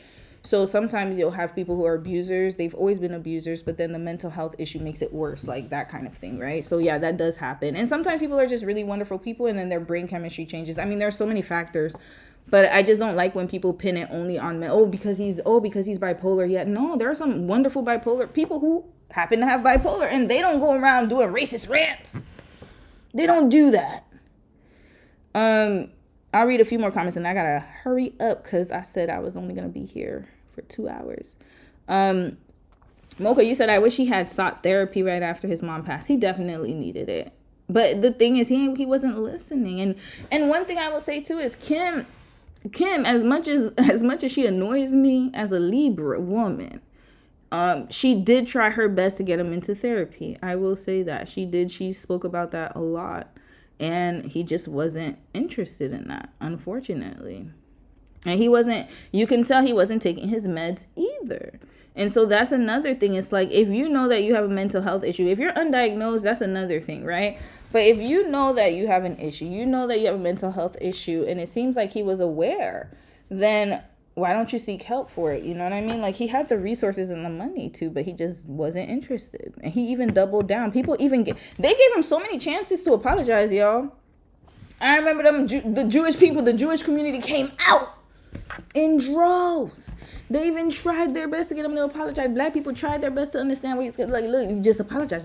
He didn't want to do it. And then now it's like, funds are getting tight. You said, unfortunately, if you look up pop culture, a lot of them have disorders from the trauma of being in the music industry. Yes, and it's sad. And a lot of it has to do with that, too. So it's like just trauma on trauma. And then on top of that, you don't want to take your meds. And then on top of that, you just probably already have a shitty personality to begin with. And then it just spirals. Hey, Romy and Romers. Hey. All right, let's continue, y'all. Kanye needs to just go. Yeah, he won't, though. He got an album coming out. Let's get to Ray J real quick, y'all. So speaking of crazy, I don't want to say crazy. Let me not say crazy. That's not nice. Speaking of some type of mental issue, Ray J's going through it, y'all. We just going to watch a little bit of it. Let's segue to Ray J, y'all. And shout out to 9mag TV for capturing this. Look at this. Look at this. Look at this. Hold up.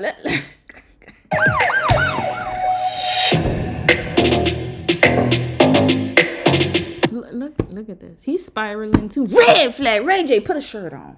Father of two, y'all. Grown ass man. Look at this.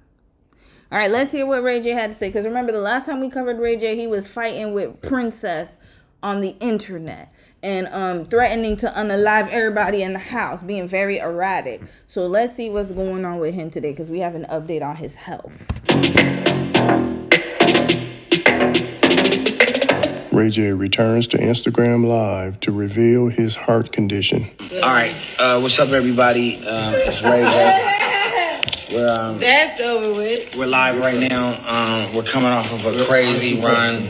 Mind you, he has a whole girlfriend still terrorizing his ex, or his soon-to-be ex-wife. Red flag. I want to thank everybody for praying for me. I was in the hospital. My heart's only beating like 25%, but as long as I stay focused and stay on the right path, then everything will be all right. So thank you for all your prayers. He looks sick. I'm not going to lie to you guys. He looks very sick, and something's going on with him. Remember, he's been at every scene of crime. I swear, you see, sometimes that stuff catches up to you. Some people say he was doing the booger sugar.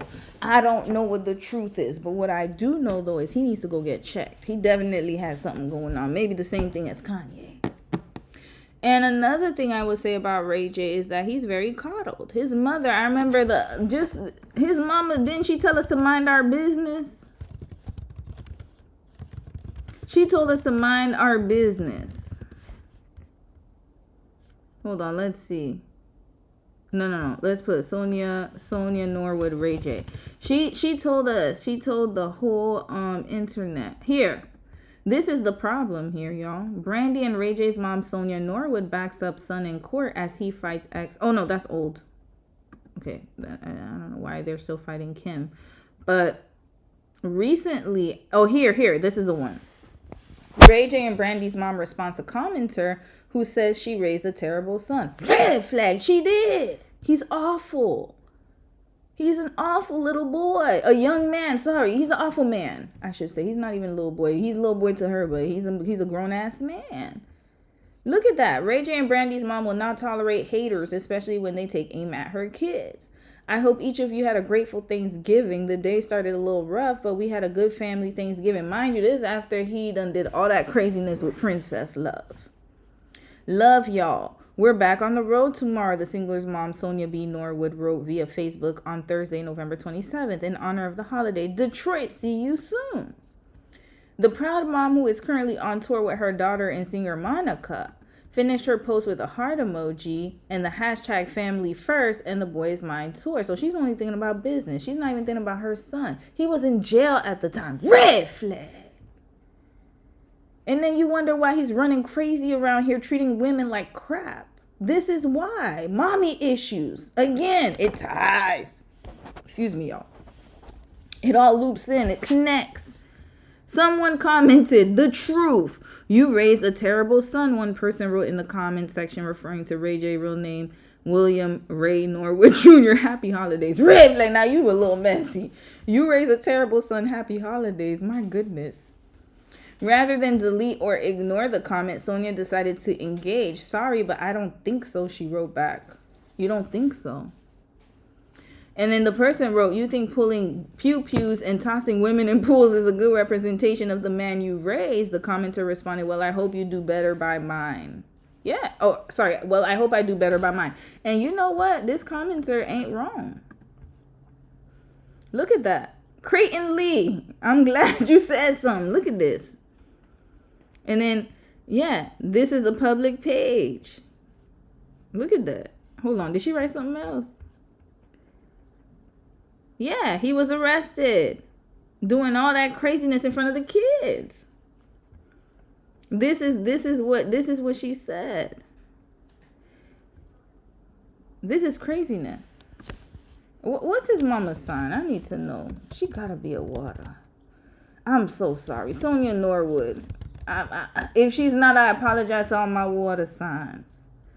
Oh, Lord. She's a Sagittarius. She's a fire. Okay.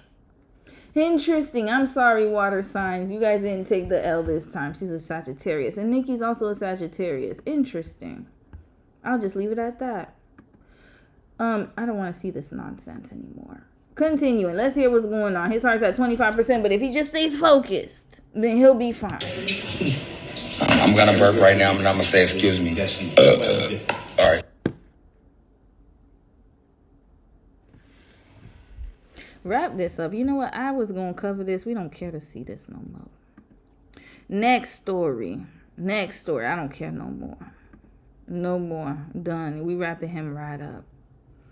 Wrapping him and Nikki. All of them right up. Continuing on. These are short bursts, story bursts, y'all. We're moving on. Japan, y'all. What's going on in Japan? Segue into the economy. Then we're going to do Ryan Davis. And then I'm going to go into the... Let's do the black ski thing. And then talk quickly about Ryan Davis. And then the update on the... I forgot her name. Brianna? I think that was her name. What's going on with Japan, y'all? There's something going on with the Japanese yen. This is just a kind of a it's a red flag. It's an economical red flag. So this is just keeping you guys up to date. This is a midweek rundown about what's going on in Japan. So why Japan's economic plans are sending jitters through the global markets. This is reminiscent of 2008. If you guys don't remember, this was one of the reasons why there was the whole Asian crises and also the American. It trickled down, the housing crisis, everything. Whatever goes on in America, it trickles all over the world. Y'all already know that. So, let's listen a little bit to what Sis has to say here. 17 minutes. We're not going to watch the whole thing, but we're just going to understand a little bit about what's going on. We might have to skip through because it's way too long. But we'll see why this is going to affect everyone else. Yield just hit an all-time high at levels that we've never seen before since 1999. Their debt burden has reached $10 trillion, and the Japanese yen has reached a multi-decade all-time low against the US dollar. Something is breaking in the world's fourth largest economy, and the ripple effects are going to spread throughout the economy and even to your portfolio, even if you don't own any Japanese stocks. Right behind me is the headquarters of the Japan Central Bank in Tokyo. Today, we're breaking down exactly what's happening to the Japanese economy, why the yen is in free fall, and whether Japan can recover from what some economists are calling an early-stage sovereign debt crisis.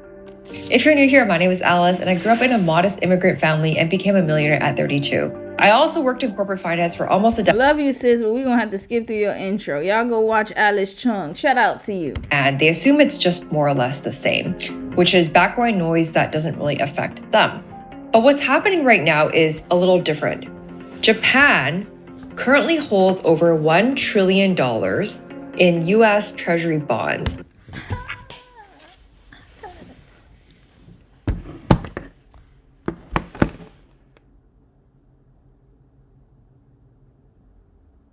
How much, sis? Let's go back. What'd you say? And they assume it's just more or less the same, which is background noise that doesn't really affect them. But what's happening right now is a little different. Japan currently holds over $1 trillion in U.S. Treasury bonds. Red flag. So Japan holds a lot of, they're holding the bag, y'all. Japan's holding the bag. Oh gosh, this is not good. And you all already know their birth rate is really, Korea's birth rate is going up. That's when you know Japan's in trouble. Korea's birth rate is going up. No, we're not going to talk about why it's going up. But their birth rate, they said South Korea's birth rate collapse threatens growth. But there was a big, you see here, South Korea sees fastest rise in births in 18 years. There's something going on in the water in Korea. Latest data shows 233K babies born in 11 months last year with, deaths also went up 4.9%. Now, I'm going to segue a little bit, not segue, but I'm just going to show you guys what's going on. Look at our Canadian news, y'all. Look at what's going on in Canada. Our prime minister, he's making his rounds. Not this one. Oh, damn, they took it down already? Look at what's going on here. Let's look at Canada news. Okay, you know what? It was on the front page. It's not on the front page. Oh, yeah, here we go. This is what's going on, y'all. Canada's like, you know what? We doing our rounds. We already know what the hell's happening. So our prime minister, he is making his rounds here. Hold on, let's put Carney, China. Y'all, he's doing a look at this. He's making his rounds not only with China, he's also going to South Korea. He's like, look, we gotta get up out the US, and y'all, we gotta start peddling around. Look at him. They're gonna do a deal with South Korea for auto manufacturing, because for the longest time, a lot of auto dealerships and manufacturing, they were in Canada, the American ones anyways. So we were the ones manufacturing a lot of cars for the Americans, or for y'all. And now that, your orange man is in office, then here we go. These are the new deals being done in the background. Ottawa, South Korea, in talks to bring auto manufacturing to Canada. Here we go. So now, Japan is in trouble. This is alarming, y'all. And they hold the fourth largest economy, making them the largest foreign holder of American debt. And a shock China was. I'm so confused. I thought China was. This is interesting. Japan's economy won't stay just within Japan. It will ripple through global markets.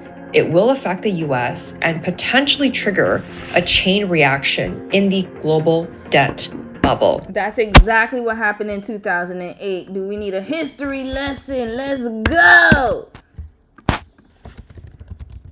This is similar to what happened in 2008. Let's look at it real quick. Investopedia is probably the quickest way we could even look at it. So, the 2008 financial crisis, the worst since the Great Depression, stemmed from cheap credit and loose lending that inflated a housing bubble.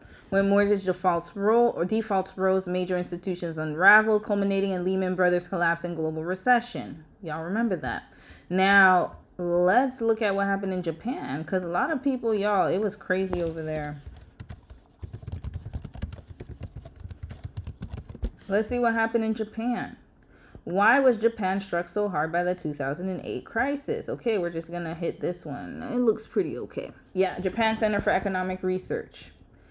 I know you guys probably can't see the whole thing, but I gotta just read it. Japan's serious recession in 2008. 10 years has passed since the Lehman Brothers collapse in September 2008. As we all know, the unexpected exit of the investment bank threw the global economy, which was already feeling the impact of the subprime mortgage problem, into a deep recession.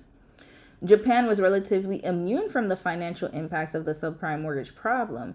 It was because Japanese banks did not have much of the RMBS and the CDO in their portfolios. In this respect, there was never a financial crisis in Japan during this period. However, the Japanese economy suffered from a serious and sharp recession. In fact, the drop in real GDP during the period was much longer than that of the US, the origin of the crisis. Oh, interesting. The second time around, now in 26? Where's the origin coming from? Tariffs. Red flag. So here we go. This is what happened in 2008 in Japan. Now let's go back to what Sis is talking about, the chain reaction. It always starts in the U.S. Look at them. They're holding the bag now. Remember, in 2008, their portfolio didn't hold a lot of U.S. things. So, they still went through a recession, but it could have been worse. But now it's really worse. This is it.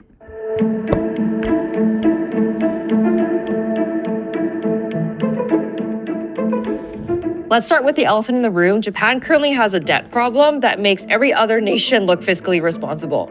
Japan currently has a $10 trillion debt burden. To put that into perspective, Japan currently has a 260% debt to GDP ratio, which is the highest of any other developed nation.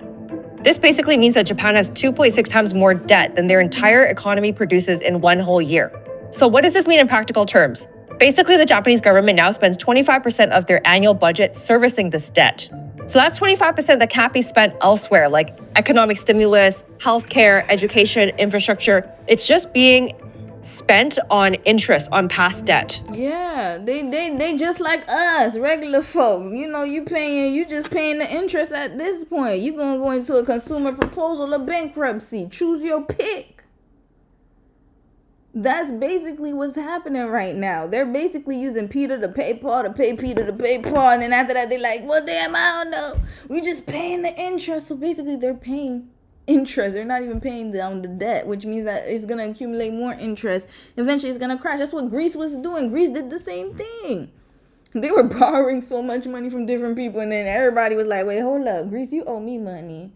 And then the other country's like, hold up, Greece owes me money too. Then another country's like, hold up, Greece, where my money at? And then they're like, oh, sorry, bankruptcy. We can't pay y'all. That's what's going to happen. Now, for many years, this debt didn't seem to matter because interest rates were so low that Japan could borrow for almost free. It was like having a massive credit card with 0% APR. But the thing about 0% APR offers is that they don't last forever, and Japan's is ending. Japan's bond yields just hit an all-time high, and when bond yields rise, the cost of servicing that $10 trillion of debt rises too. And that's when the math starts to get more complicated and scary.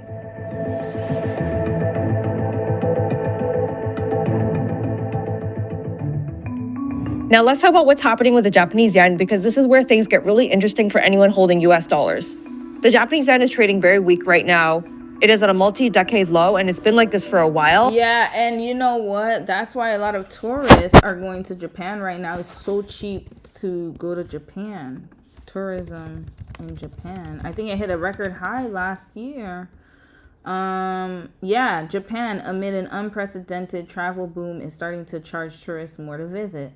More than 500,000 Canadians visited Japan in 2024, up 37% from 2023. And this is from Canada. Canadian news. Worldwide, people are going to Japan because it's so cheap to travel there. Now, when it becomes cheap for you to travel to a country that was once very, it wasn't that, it was always, how can I say this?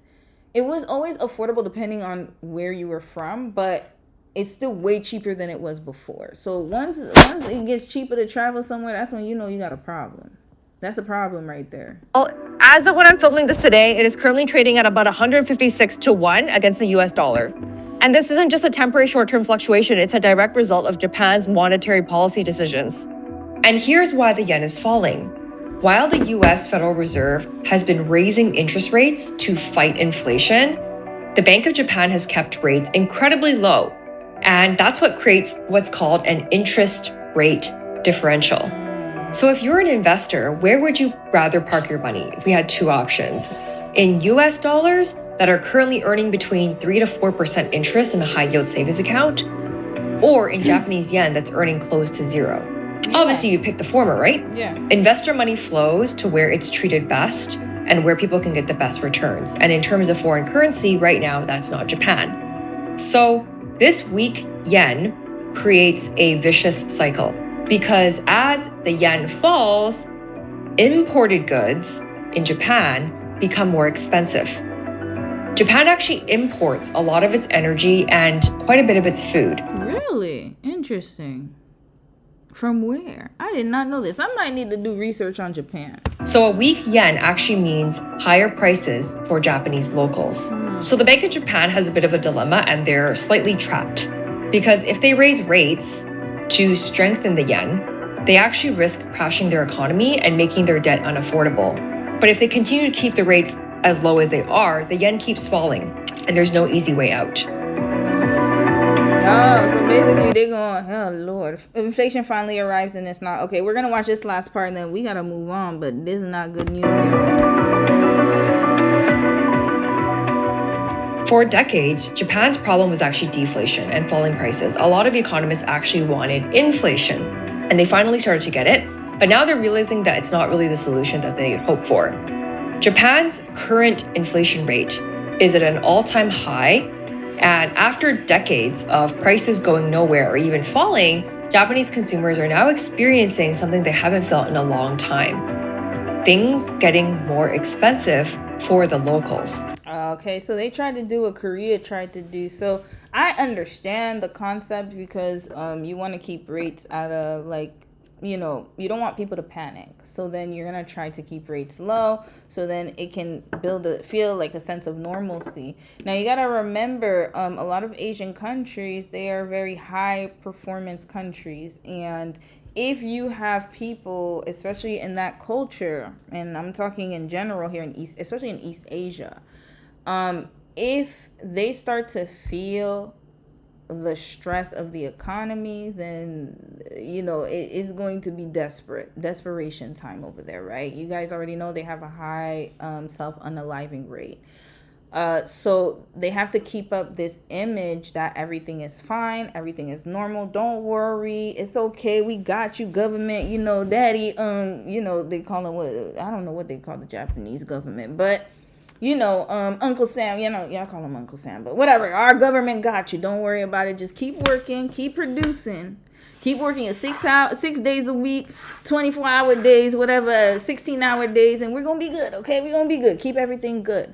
Now the problem is that once prices start to go up and people start to feel, hey, something's wrong here, this is when society is going to start to shift a bit.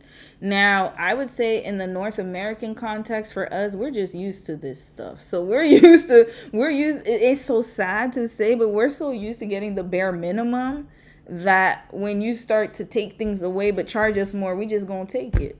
Okay, I guess the bill, you know, we're gonna be angry about it.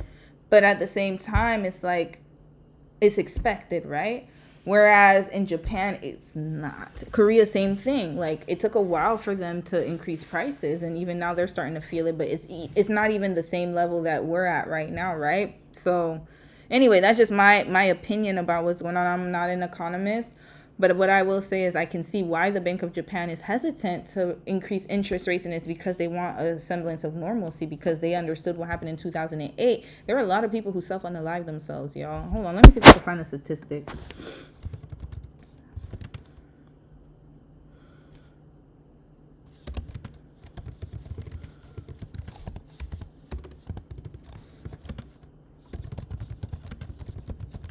Sorry, I can't say it because, you know, I don't want to get censored.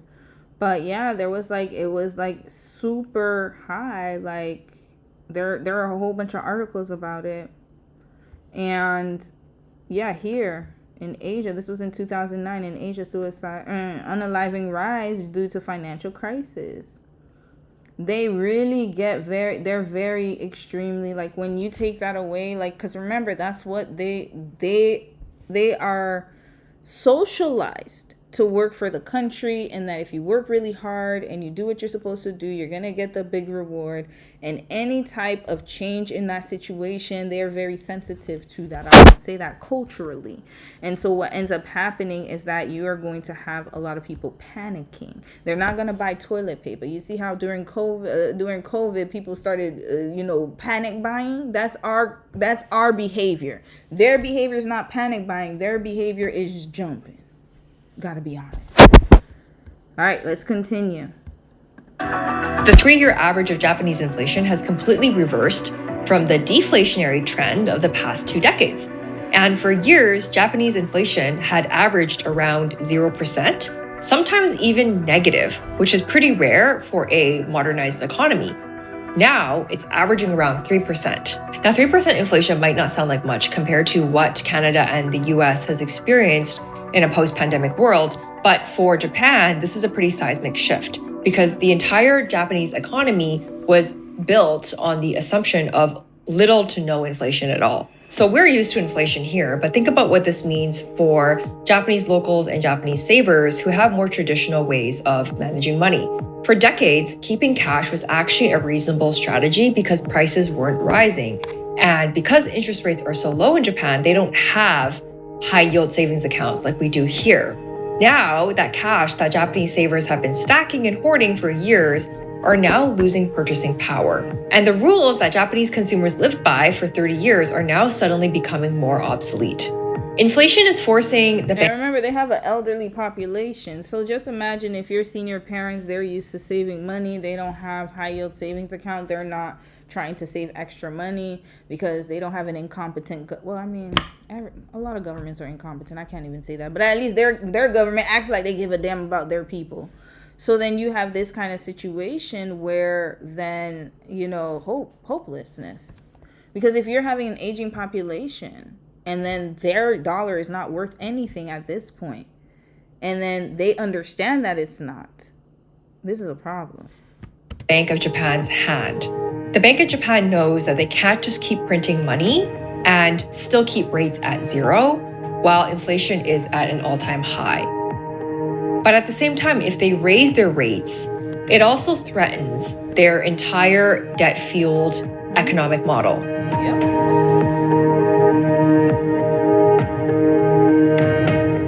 They're going to talk about America here? This next part is crucial to understanding why Japanese bond yields are spiking. Okay, how long is this?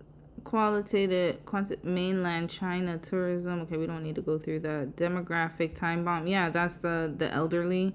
Will Japan recover? Okay, let's watch this one because she said it's crucial. Something called quantitative easing, and its reversal has shaken up the entire financial system in Japan. For the past 2 decades, Japan has been running one of the most aggressive quantitative easing programs in all of history. Let me explain what that means in plain English. So the Japanese government was spending a lot of money, and in order to have access to that money, they needed to borrow. And how governments do that is by issuing bonds. Now, normally, regular investors need to buy these bonds. But if there isn't enough demand, this actually causes bond yields to go up, which makes borrowing more expensive. So instead of letting the market determine bond prices, the Bank of Japan actually stepped in. So Japan actually printed money to buy back their own bonds in order to artificially keep bond yields low. Printed money backed by what? Red flag. This is what they were talking about, the fiat, what is it, fiat currency, where it's not backed by gold. Was that what it? I think it's called fiat, right? Yeah. So they just printed money like it's monopoly money? They essentially became the buyer of the last resort, the buyer of the first resort, and basically almost the only buyer. Yeah. Take a look at Bank of Japan's balance sheet. Over the past 2 decades, they have accumulated an enormous amount of Japanese government bonds.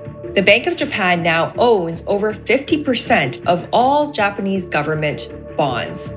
They are essentially the market. Yeah. So there's oh boy, this is awful. What is going on here? So then you got one society. So on the one hand, Japan, they're overreaching. So basically, they're like the helicopter parent who doesn't want you to fail. So they're going to do whatever they can to make sure you don't fail. And then on our side of the world, they don't give a damn. They're like the parents that just let you run wild and do whatever you want. We don't care. Go ahead and do what you want to do. And then once something happens, you're like, oh, well, you on your own now. I know I'm your mama and all, but I ain't got no money for you. And then you see your parents going on vacations, excursions, everything. And then you sitting here like, hey, can you at least like help me out? You did bring me here. Like, you did get, oh no, we ain't got nothing for you. But then in Japan, it's like okay, let us take care of you. Let us take care of you. Let us, don't worry about it. We got you. And then now look at this.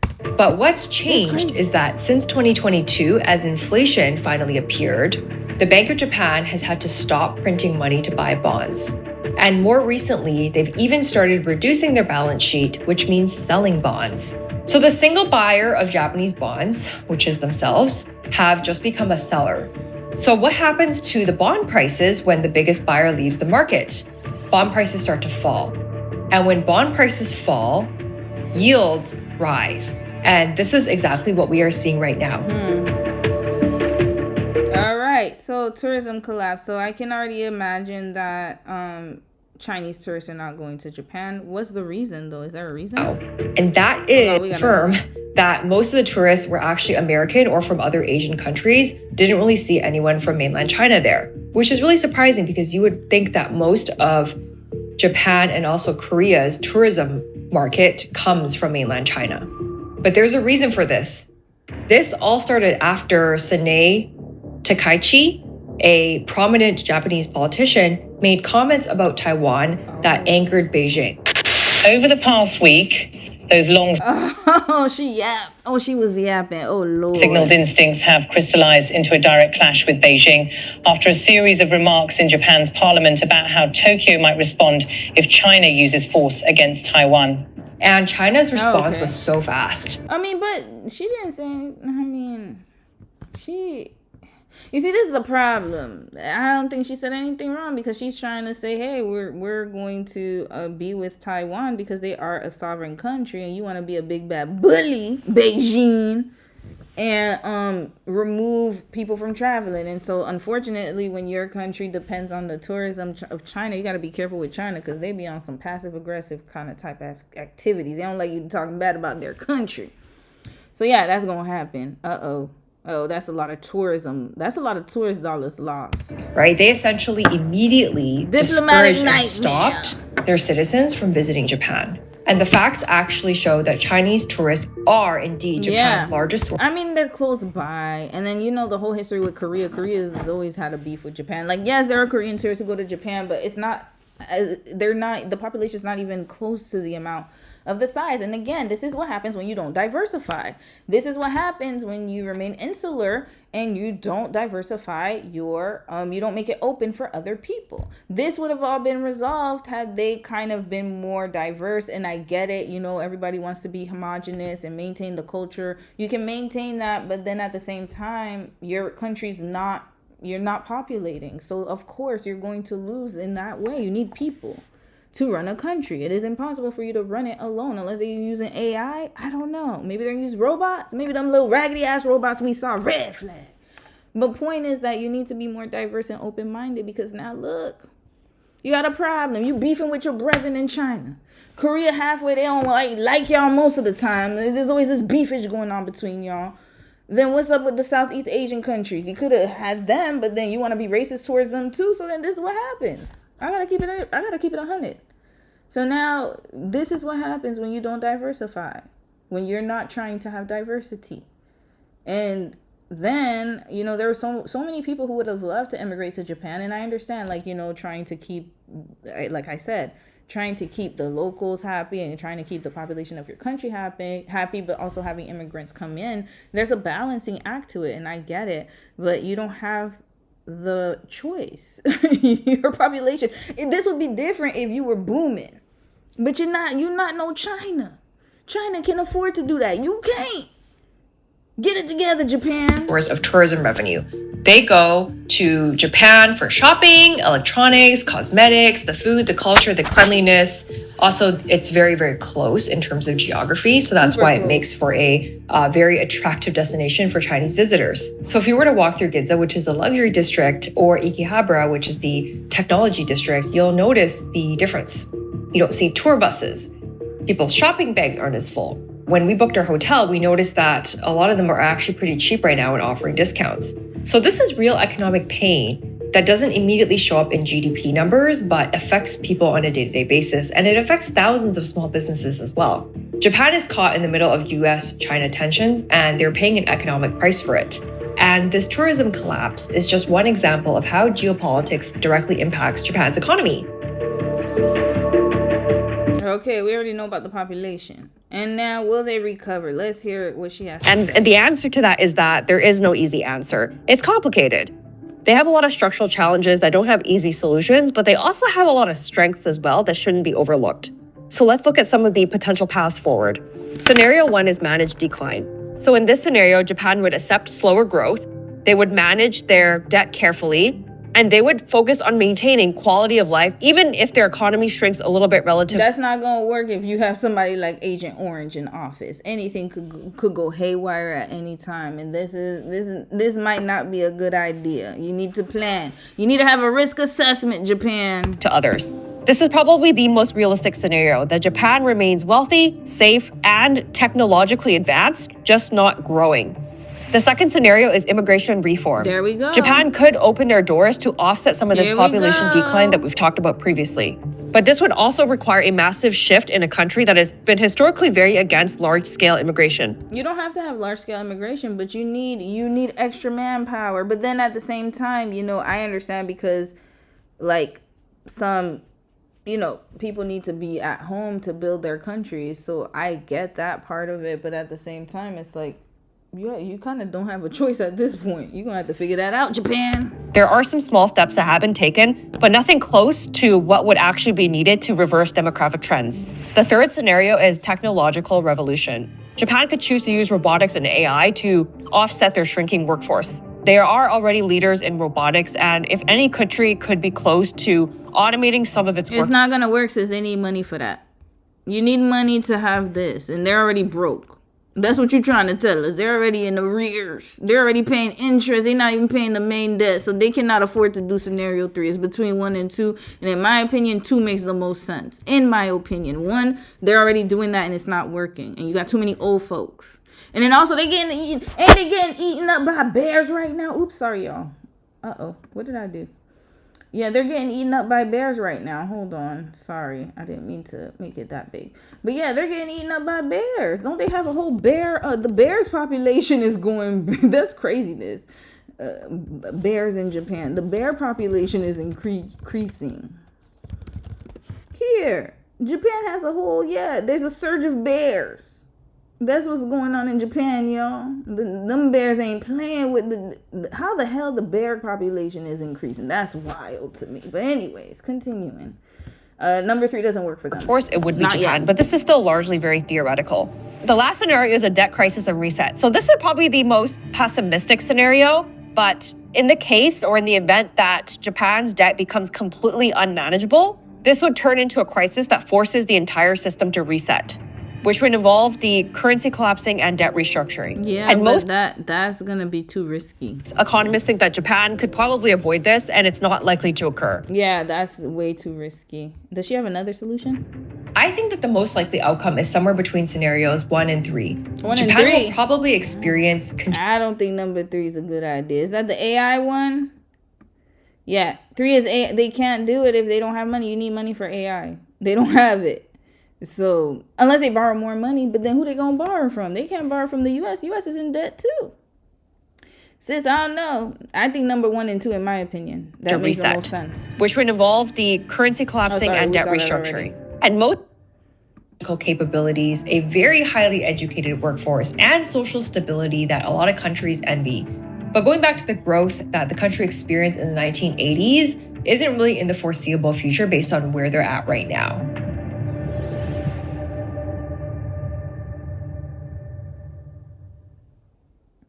So why should you care of all of this if you're not Japanese? And how does Japan's situation overall affect your investment portfolio? Because of them Toyotas. They got a lot of really good companies, y'all. They got Toyota. They have Nissan. They have the Polaroid is Japanese, I think, too, right? Fuji. And they have a whole bunch of other ones. These are just the ones I could think of at the top of my head. They have a lot of industries in America. The TV, Sony. I have a Sony TV right now. What else I got that's Japanese in this house? Japan has some top tier items. They're very good. They're good manufacturers. So at least they have that. But again, like this is definitely gonna affect you, especially they're the 4th largest economy. It's definitely gonna affect us in some way or another. Yeah, their economic situation has direct implications for both global markets and also your investments. And here's how. First of all, they hold over $1 trillion in US Treasury bonds, and they're the largest foreign holder of US debt. So if Japan needs to sell those bonds to manage their own crisis, it could actually push US interest rates higher. And higher interest rates affect everything from mortgage costs to stock valuations. Nintendo, yeah, Nintendo. All them Nintendo, there's something else too. Toshiba, they got a whole bunch. They're very, the Japanese products are top tier. When you buy a Japanese product, you ain't gotta worry about it. It's gonna last you a bit. I remember my aunt, rest in peace, she used to drive her little 95 Toyota. That car lasted the test of times. I still see people driving those Toyotas, the 94, 95 ones. Immaculately made. They're very, very good at producing. The second thing is that, and they do the oh no, that's Korea. I think Korea does the semiconductors, but Japan does another one. They have some other chip that they produce. Weaker yen definitely affects global trade because Japanese exports now become cheaper, which is good for Japanese companies, but it creates competitive pressure for American and European manufacturers. And it also makes Japan a cheaper destination for tourists and investors. The third is that Japan is a warning for other countries. The demographic challenges that Japan faces are coming to China, South Korea, and eventually Europe. And understanding what happened to Japan helps you anticipate what might happen next elsewhere. And the fourth is that there may be investment opportunities because a weak yen means that Japanese assets are cheaper for foreign investors. And some of Japan's best companies are trading at more attractive valuations. And Warren Buffett has actually been buying Japanese trading companies. If you believe, so y'all better start investing in Japanese stock. I guess this is the Wild West. This is so awful. Imagine using somebody else's pain to make a profit. This is craziness. But that's just how it works, though. It's like, damn, y'all going through a recession. Time to stock up. Red flag to us. But I'm being honest. It might be the best time to start investing in Japanese because it's cheap. That Japan can manage its challenges, there might be value to be found. I don't mean that everyone should go out and start buying Japanese stocks, but what happens in Japan is because that affects global markets. Follow Warren Buffett. Thank you, sis, for your time. I'm gonna read a few more comments, and then we gotta wrap this right up. Let me go and put the who's beefing with Japan. Let me go through two more stories and then we're done. 2 short clips. Hey, Elle, how are you, sis? You said, I got mad beef with Japan. They don't get enough hate for me. What happened with Japan? Please do tell. I think you did tell me that once. We did another Japanese story. I forgot about that. Mary, Prince, you said, I don't disagree, by the way, just nosy. Japan needs to start diversifying their portfolio. I agree. I think this is what happens. So they're a cautionary tale of, so we're a cautionary tale of unchecked immigration and basically just being the Wild West, right? But they are a cautionary tale of being too isolated and too closed off. This is what's going to happen. And unfortunately, like I said, you can't continue like that. You gotta, unfortunately, the way that the world is, and also because people are choosing not to have as many children, people are choosing not to be, people are getting smarter and the market is getting, it's changing. The world is changing and you got to get with the times. Japan now, am I saying that this means it should be open border season? No. But at the same time, you might need to see what you need to do to get things popping because it's not working. Your current strategy isn't working. That's for all of them. Korea, Japan, China, US, Canada, everybody. Hell, we might need women to go and be leaders at this point because y'all not doing a good job in this new modern world. I think women, we need to be at the forefront. Let's go. Let's do it. Now, I know Prince is going to be... Prince will be like, hold up now. But it's true. It's like... the men's not doing a good job. But then again, the prime minister, is she a woman? I saw her in Japan. So I don't know what she doing over there. Japan was cruel towards Korea and China. Japan is not kawaii culture, but their soft power is strong. Yes, I agree. They definitely have a lot of historical atrocity. They were worse than they were very bad. They were awful, y'all. They were awful. Thank God Dom's not here. Lord, he'll go on a rant about that. They dominate the tech space. They could use that to their advantage. They could, but they need people. That's the problem. They do dominate tech, though. They've been on it, but Korea's slowly catching up, y'all. Korea's. I remember when Kias used to be crappy cars. That's what they were considered. I remember when you say you had a Kia, it was like you had a like a junk bucket or something. But now look at them Kias. Hell, we got a Kia. Them Kias smooth as hell. So yeah, I mean they definitely have a lot of advantages, but unfortunately, when you don't have the people, then it's a big disadvantage. You need the people. If you don't have the people, you don't have an economy at all. Panasonic, Sharp, and Subaru. Yup. Hey, Leah, how are you, sis? And Gia, hey, how are you? Hi, everybody. If I didn't say your name, my bad. I didn't get to see everybody. Yeah. You don't disagree? A lot of our countries would benefit from more women in the government. I actually agree with that. I think we definitely need women as leaders, because this ain't cutting it, man. More women, but not men. I want women who are not down with the patriarchy. Women who can actually see outside of that lens. That would be the best, in my opinion. But let's continue. Okay, 2 more stories, and then I gotta wrap this up because time is going. Okay, y'all, Black Ski Weekend. Who likes to ski here? Who's also black? If you're not black, that's okay. You're welcome here too. But I'm just curious because I saw this on the Shade Room and I was curious. Arizona Black Ski Weekend chaos goes viral. What happened? What's going on? I'm intrigued. Now, black people do ski. That's 100%, because I live in Canada. Like, obviously we ski, so that's not an issue. But my thing is, though, like, what happened? Why was it such a mess in Arizona? So hold on, I'm just closing down these windows. We'll just do 2 more stories and then we got to get up out of here. Okay, let's watch this real quick because something happened at the Black Ski Weekend. So if you like to hit the slopes, I guess we're going to have to see what the Shade Room reports had to tell us about this. And I love Justin's report, so I just wanted to be nosy and watch this. It's embarrassing. Black Ski Weekend. Slippery, slow, I'll be sliding. Young black people flying to the mountains to get lit. Let me tell you guys something. I love to see this. I'm not even gonna lie. Oh, no, I don't love to see this. Red flag, but I love to see this. And when I say I don't love to see this, I mean this shirtless man. I don't need to see that. But what I'm saying here is I love the fact that, you know, this is how far society has gone, is that we're just having fun. Like, I know in these times it's, you know, you gotta balance, but the fact that black people are going skiing, that's awesome to see us in diverse spaces is what I meant to say. Lopes. Never again. A black travel group accused of broken promises going not him doing the Keely red flag, Justin. Y'all remember the Adrian Bailon case study when I said I'm getting a little tired of your broken promises? What happened? Come on now, we gotta do better. This is Black Ski Weekend, man. This is like, look at us. We in the slopes. There's a whole bunch of black folks in the snow. Y'all remember the Martin episode? Now, remember I did say Martin had a lot of stereotypes. He had some funny episodes when they went to the ski club. That was hilarious, but viral for what they sold on their website. This is what they had them doing at yoga. Like, wrap this up. Wrap this up. What is going on here?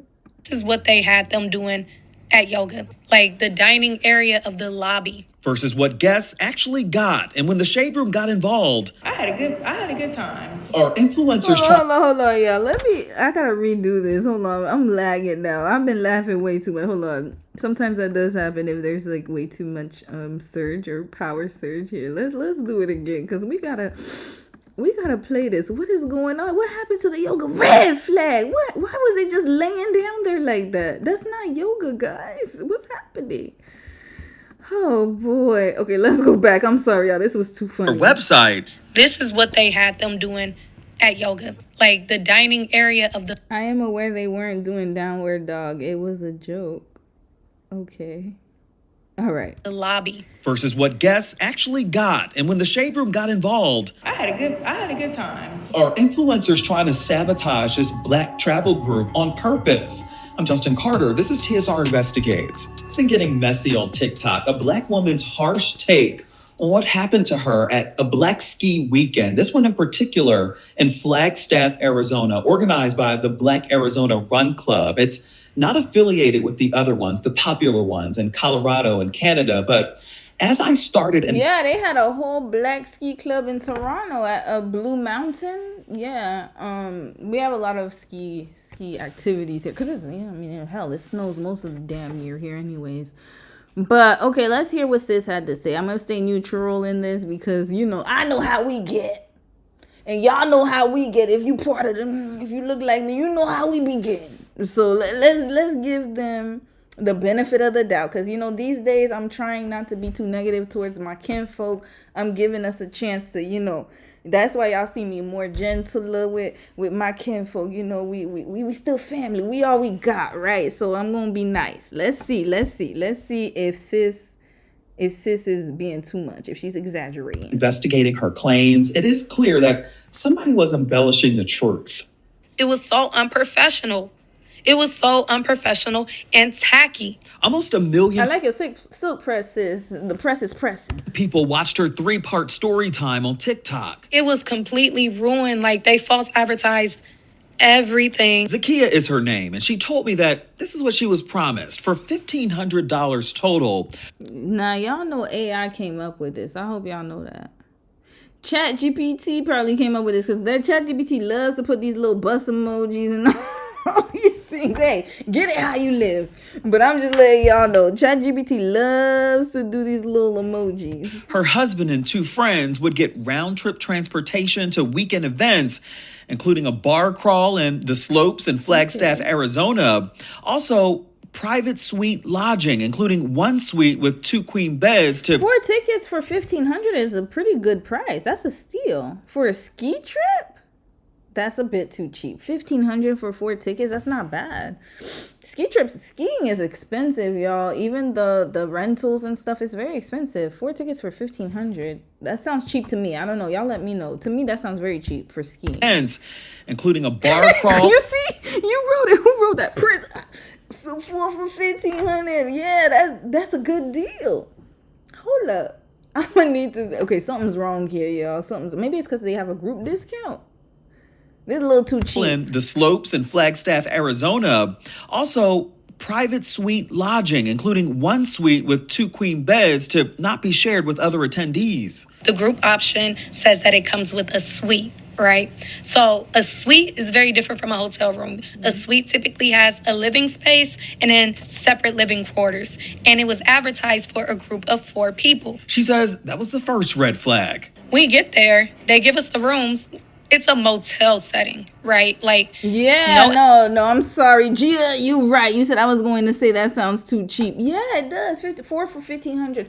It should be 1 for $1,500 for skiing is expensive. It is not a cheap sport.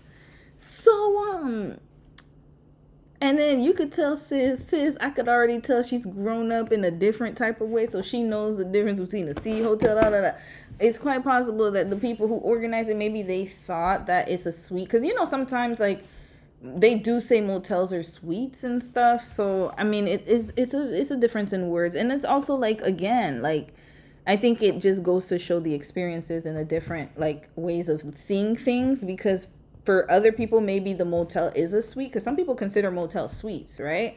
Whereas if you're used to seeing real suites, then you would know that that's not really a suite. So I got to put that out there too. Elevator, we're got our big bags full of winter clothes, dragging it up the stairs. And then we get into the room. Baby, that room was small. 2 queen beds, a tiny little bathroom. That was it. It doesn't look that bad though. Am I tripping? Hold up. Clothes, dragging it up look that bad. The stairs. And then we get into the room. Baby, the hotel looks nice. Okay. It looks nice. Room was small.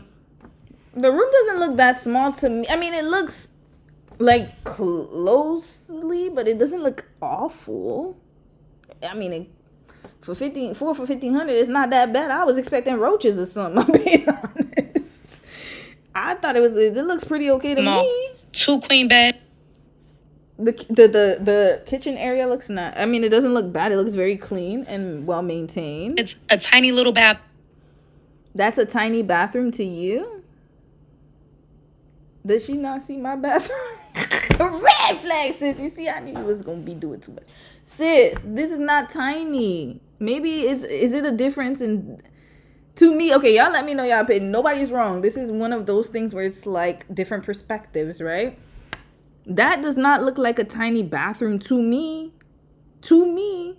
And it has a nice shower head. It looks pretty clean. Have y'all been? She ain't been to no damn bad motel. She don't know what a motel. If this is a motel, sign me up. Because I done seen some motels and they don't got bathrooms like that. So I don't know.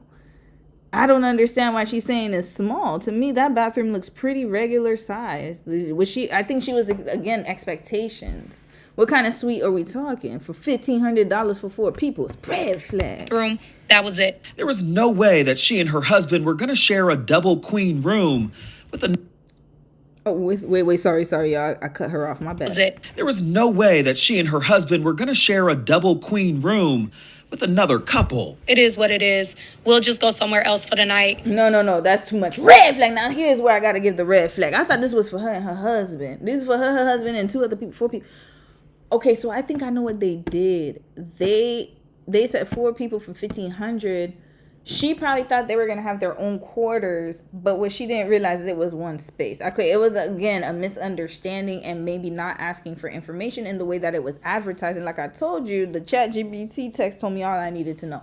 So for that part, I am gonna give them a red flag, the organizers, because they made it seem as if it was gonna be separated. But that suite, there's nothing wrong with that suite at all. That suite was pretty normal size to me. We'll come out of pocket ourselves. My bad for not paying attention. I was okay with that. We at the Shave Room, we did look closer, and on the website, it does say that all lodging packages were for standard rooms, which includes 2 queen-size beds, not suites, which Zakia says created confusion. It just gave, we don't give a damn. She also claimed that the Nordic spa that they advertised, which promised private saunas and plunge pools. I'm about to attach a picture of the Nordic spa. This is what it was. If you Google a Nordic spa, which is what I did, this looks nothing like what it is advertised. Hold on. Okay, sis. Y'all know we got Nordic spas in our city. So let me put Nordic Spa, Victoria, BC. This is where I live at, y'all. There's one I really was looking into going into this one. I ain't gonna lie to y'all. Let's see what it looked like. Let's look at a Canadian Nordic spa. Because y'all know that's where it comes from. Okay, well, that's not where it comes from. I'm just saying, we're just like, that's what we do over here. Okay, we got the pool. Okay, this is supposed to look really, you see, I can't even defend this. Red flag, I can't defend this. I tried. Oh, yeah, the pool looking nice. Okay. What else they got with the Nordic spa? That's the Nordic spa we have. Okay. Yeah, even in Jamaica, let me show y'all where I went in Jamaica. They had a nice little spa. Jamaica Grand Palladium. Shout out to Grand Palladium. Loved my time there when I went 2 years ago. I think it was a year ago, sorry. Let me put the spa. That place was nice. If you guys get a chance to go to Grand Palladium in Jamaica, I highly recommend it. It was great. It was awesome. They had a nice spa there, y'all. That spa was nice. I think I vlogged about it too, so y'all could check out the vlog if y'all want to. Let me see. Yeah, here, that's their spa, y'all. Come on now, you can't. It ain't here. Yeah. And that's just the exit, y'all. In the inside, there's like 3 pools, and then there's like sauna rooms and stuff. Jamaica wasn't playing, y'all. So come on, Arizona, do better. No, this is a glorified kiddie pool. Okay.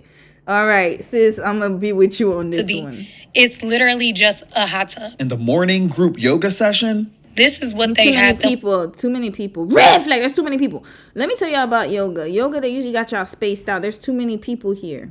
They are too close together. They're supposed to be spaced out. Like, you're supposed to have your own little space. If y'all ever did yoga together, I ain't never seen a yoga class like this. Usually, you're supposed to be spaced out. Group yoga session. This is what they had. Yeah, it's beautiful, isn't it? Right, y'all? Shout out, man. I'm telling you, Jamaica was awesome. I definitely want to go back again. I want to take Dom to Jamaica next time. Like, it was such a great time. I had such a great time at that resort. They were so awesome, friendly, just amazing people, man. Amazing country. Just, whew, Jamaica. Take me back. I need to go back to Jamaica. Look at nice. The rooms were nice too. They look exactly like this. And then the dining room looked just like this. I think I did a few live streams in Jamaica too. It looked exactly like this. Anyways, okay, let's go back. Let's go back to Arizona. Oh Lord, let's go back. Them doing at yoga. This is the dining, like the dining area of the lobby. Red flag. Y'all doing yoga in the dining area. Y'all couldn't have even rented they don't have facilities over there? This is crazy. They're doing downward dog where people are eating breakfast. And people were already looking at us crazy. This is embarrassing. It's very embarrassing. She ain't lying. Okay, red flag. So far, sis only got one little strike because she said the bathroom was small and it wasn't. The room was perfectly fine. The organizers were just they were not professional. Y'all didn't have a separate space for us to do yoga. Like what is this? I don't like this. Y'all false advertised everything from the suite to the Nordic spa to this yoga. Who is doing yoga in a dining room? Before we continue, roommates, if you love TSR Investigates, make sure you go ahead and like this video and subscribe. That's the only Shade Room segment I like. I like you, Justin. TSR Investigate. Shout out to Brother Justin. YouTube channel for new weekly episodes of this show and more. She went on to say that when it was time for the main event, a day at the slopes, their charter bus broke down. Okay, so the bus breaks down. It's starting to get cold. The bus is completely shut off. My husband gets on the phone with Enterprise as a backup plan just in case, which we ended up having to get a rental. I ended up having to pay for my own room and get a rental. We arrive at the Snow Bowl. There ain't nothing. There's not a designated area, not a room, not a nothing. Everybody is scattered everywhere. Nobody knows what the hell is going on. I'm walking up to people because that's my style. Like, hey, y'all, like, do y'all know where we're sitting? Because me and my husband decided we're not about to go up on this mountain and play with these people. We're not going to ski. We're just going to relax, have some hot chocolate, and just kick it. Like, because I'm going skiing. I don't care if I'm fed up. As much money as you paid. Red flag. Sis, you should have stood. When she said, mind you, we paid the ski and still decided not to because we were so fed. I don't care how fed up I am. I'm doing my damn excursion. I don't care if I'm mad as hell. I don't care if I'm angry. I don't care if I'm tired. I'm paying. If I paid it, I'm doing it. I'm doing it with the pissed off face. Like, I'll be skiing like that. But I'm skiing. No, not everybody is skiing. So I know we're going to meet some people and just have a good time. Like, I feel so bad that I dragged my husband through this nonsense, and he was so patient. I spoke to a travel expert. Why you feel bad you drug your husband through this? Red flag. Drag him through everything. Hell, that's the least he could do. Listen, I don't ever feel bad I drag my husband through anything. Because, hell, he probably dragged me through some things, too. Nope, we don't feel bad. I'm good. Don't feel bad, sis. Yeah, she giving a little pick me a little bit. I feel bad I dragged him through this. For what? That's not your fault, ma'am. We gonna suffer together. Expert and CEO about what we all can do to protect ourselves. He's gonna weigh in a bit, but here's where I started asking questions. I got on the phone with Emmanuel Jones, the lead organizer of Black Ski Weekend in Arizona.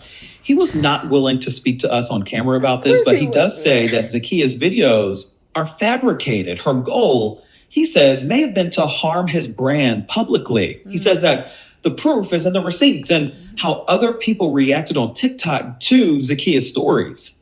I had a good time. This TikToker, Itty Bitty J, who was on the trip, on the defense. Before I spend my money on something, I am going to research down to the T. And I'm not saying everyone is like this and everyone has to, but I did. I mean, the hotel was very, very, very, well, hotel, motel, whatever y'all want to call it. It was extremely nice. Like, it was freshly renovated. And I think a lot of people are so stuck on, oh, it's a motel, it's a motel. That town is Flagstaff is a very small town. There is barely any hotels. And if people did research, the place that we stayed in was the most renovated place that Flagstaff had. The spa was a cool vibe. There was a DJ. We got, yes. A DJ at a spa. Pack this right up. Listen, sis, I was with you. Sis, you see, this is why I said it's a difference of perspective. I'm not going to say that one side is wrong than the other. I'm just pointing this out. A DJ at a spa, sis, that's not supposed to happen. When have you ever seen a DJ at a spa? Red flag! Then I know it was some, no. That's not normal. That's a pool party. That's not a spa. So I agree with sis on that. You cannot say that it's a spa and have a DJ at a spa. I've never seen that before. And it's supposed to be relaxing. Oh, you said they were in Flagstaff. Yeah. Where Flagstaff? Is that a... What's in Flagstaff? Is that... Yeah, it look mighty small. I mean, not small like as in the I'm sure the city's beautiful, but Flagstaff. Okay, anywhere in Arizona. I already know what it is. But okay, sis is saying they had a good time. But I'm sorry, sis. We gotta pause on the play with the DJ at the spa. No, I'm sorry. No. There was a hot tub, so I don't know if people were expecting Arizona Grand Resort Spa or something luxury. That's not what this was. The way it was advertised is how it was written and wrote on the hotel's website. Emmanuel Jones, he told me he and his team went out of their way to rectify Zakia's It looks nice. They look nice. Okay. Emmanuel, sorry though, brother. No. Concerns, including offering Uber rides to everybody going to the slopes after their bus broke down. He also says that Zakia requested a $400 partial refund, which he sent immediately and apologized in person and online. Okay, you know what? I'm gonna have to give this brother a green flag. He did what listen, it just wasn't up to her expectations and he gave the refund. Okay. He did what he was supposed to do. I'll give him that. I think that he's not a scammy person. I think it's just it didn't meet her expectations. When the bus broke down for Black Ski Week in Arizona and your husband gets on the phone with Enterprise, she seems like a my man type. But every other sentence, my husband, did she just get married? Red flag. Like, what's going on here? Why does she keep saying my husband is my, like, look, I love that you're hyping your husband up, but it's a bit concerning. Everything is about him. I don't, he's not gonna like how I think. Is her husband white or something? Like, why is she acting like I apologize to him. I need to find out more about sis. Hold up. Okay, let's finish watching this. Before she even posted those TikToks. Quote, I understand that there were parts of the experience that didn't meet expectations. Though they were out of our control, I still understand where you're coming from and can take accountability in that your experience wasn't the best. I plan on reaching out to everyone personally today to apologize, take the necessary feedback and criticism, and work with you guys to resolve issues that occurred. And you see, this is what customer service is supposed to be like. Green flag. He did. You see, I can't even give the brother. Okay, so the organizers made a mistake. They did. Like, things happen. I like his response. I like his response very much. He took accountability. He gave her refund back. What are we talking about here now? So he's right. He doesn't want to be demonized, and I get it. Like, people can always have the opportunity to learn.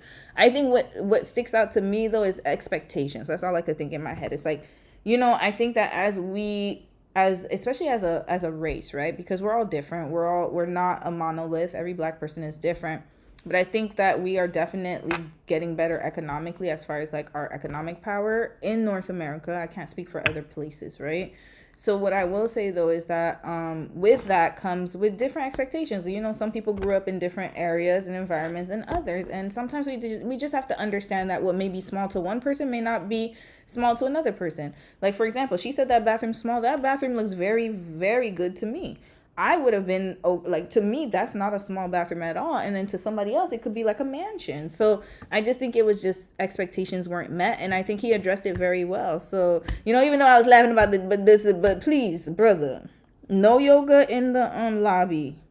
And please, no DJ at the spa. Thank you. Other than that, I think, and then make it very clear that it's a motel suite and you good, okay? Quote. Hey y'all, I am back with my last and final part. Zakia giving her TikTok followers an update. He said that the bus that arrived was not the bus that he ordered. He ordered a Mercedes bus.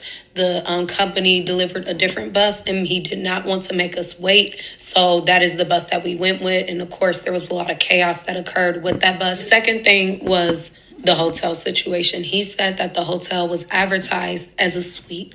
That is why he advertised it as a suite. Yeah, that's what I was saying. He's right. Because I have seen that before. Sometimes, like, hotels, that's the thing. So I had a feeling that was what it was, because sometimes hotels and motels, they'll say, oh, it's a hotel, and then it's really a motel.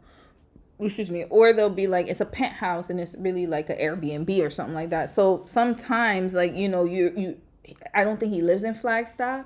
So if you don't live somewhere and you see that it's advertised in a certain way, that's exactly how you are going to relay the information to other people. That's the information that was provided to me. I was told that the Nordic party, the Nordic spa, was just the hot tub. He made it clear that it also included a cold plunge and it included a sauna as well as snacks and drinks and it's supposed to everything else. And he was open to my feedback, and I can respect that. So as a community here in Arizona, hopefully we can all move forward. We can all learn from this experience, and hopefully next year when they do host this experience, it can be a lot better for their participants. But sis, you could have written that in an email to him. You ain't had to blast him like that. Red flag. You see, this is why sometimes, okay, I could understand if the service was so subpar and they were being rude, they're not paying you back. Then I can see why you had no choice but to go on social media to share your story, to get your money back. But he did everything he was supposed to do and you still aired his ass out. So I don't know, sis. I'm going to have to give you a red flag for that. You didn't have to. This could have been very much, this could have been resolved already. You didn't have to say, you didn't have to put them people's faces on the floor like that. Like, that was a bit much. She didn't reveal, according to a manual, is that the High Country Motor Lodge where they were staying is in fact a 4-star boutique facility. And Zakiya had been to multiple events that Black Arizona Run has hosted, which have been popular in the Phoenix area. They're known to host free wellness and community events for Black people in that area. I keep seeing all these videos of people just bashing, being negative. It's looking like they were waiting to be negative. And you can give feedback without being negative and bashing. I'm not making excuses because, yes, things did happen, but there were literally unfortunate things that happened to not only just us of the group. These same things happen to other people outside of the Black Ski Weekend group. Full disclosure, the Shade Room was scheduled to interview Zakiya on Saturday, but she canceled the interview on the day of, saying, quote, "After further reflection, I have decided it's best if I don't continue with the Shade Room interview. In my last video, I said I was finished talking about it, and I do think it's best that I end the story there with grace," end quote. Emmanuel Jones says that he believes she used the Shade Room as a threat to tarnish his business with bad publicity. Here's what she sent him after she canceled our interview. Quote, you know what? And this is the thing. This is why I was talking about emotions, because she was all rah reptar, all upset. And then she probably vented on social media. And come to find out, like, it wasn't even something that she even tried to resolve. And sometimes you got to put your emotions in check a little bit, because she didn't even try to address the situation with the person directly. She didn't even try to do that, like, talk to the person personally. It was more like, I'm gonna say this, I'm gonna share this. And you know what? She has every right to do that, but it comes with consequences, because I don't think she even messaged him and gave him the feedback. That's why I said, like, if it was a situation where he was refusing to pay her back, refusing to give her money, ignoring her, putting her on ignore and not responding, then yes, you do have to, you're gonna have to publicize it. You must, because you've tried to go through all avenues to talk to the person and they don't want to give you the time of day. But in this case, I think we have to get to the place where we start to kind of I'm not saying always give somebody grace, but I'm just saying that see their reaction first before you start moving, before you make your move. See their reaction first, and then we're going to make a move, because this could have all been avoided. And also, I agree with him where it's like, now his name, we was kikiing at first. I thought he was scamming. And the whole time he didn't even scam. I felt bad. Now I feel bad. You see, I'm not even laughing anymore. I'm like, damn, I feel bad for the brother. He really tried. I feel bad. Because now we was sitting here kikiing. I'm not saying don't kiki because it was funny. But now I realize, like, oh, okay, it wasn't a scammy situation. It was just misunderstanding and just maybe expectations not being met. So, yeah, I just think we need to be better at that. Business with bad publicity. Here's what she sent him after she canceled our interview. Quote, "Tonight, when you get on your knees and pray to God, you better thank both him and me for sparing you, because I had the power to expose you to millions of people. Next time, Think twice before you ever play with me and my family again. Red flag. What family you talking about? You and your raggedy, crusty ass husband? That's what you talking about? Oh, wrap sis right up. Wrap her right up. Tonight when you get on your knees and pray to God. Wow. You better thank both him and me for sparing you. Sparing who? Because I had the power to expose you to millions of people. Next time, think twice before you ever play with me and my family. And you and your crusty ass husband. Red flag. Who is this man? I need to. Oh, you know what? No. Oh no. Oh no. I'm so sorry. I wanted to get off soon. What's her name? Nakia. What the hell is her damn name? Arizona Black Ski Weekend. Oh no. Oh no. Don't you ever. Don't you ever. Where is this crusty ass man? A lot of people are mad at Nicki Minaj right now because of her association with no, Donald sorry, Trump. sis. I love you, but we're done talking about Nicki right now. We got to get through Arizona Black Ski Weekend. No, that's not right. Here she goes. All right, y'all. Story. Where's your husband? On thin. Reveal. All right, y'all. Story time about the Black Ski Weekend in Flagstaff, Arizona, and how it was a complete. Where is this? Her and her family. You threatened her and her family. Where is he? Here, is this her? Yes, it is. Okay, Slazy. Hold on a second, y'all. I gotta fix this. Oh, Slazy. Oh no, we gonna get to your ass. We gonna get to your ass. Where your man at? Because you were talking about my man this whole damn time. I need to see what was before you come to me and my family. It's not even him doing it. It's her. Where is he? Reveal him, please. Because you're doing all this for this. Like, what is going on here? Oh, she knows better. Is this? No, I'm not. This is him. Looking like Kendall off of Love Island. This is what it is.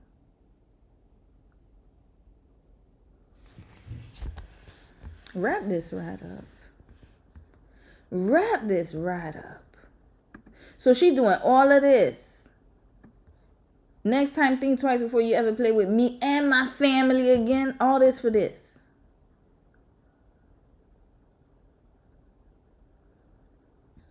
All this for this. Red flag. Pack you right up out of here. Let me tell you something. Sorry if it's slowing down. I'm pissed off here. In my kitchen, the signal be off. This is horrible. This is what she's doing all this for.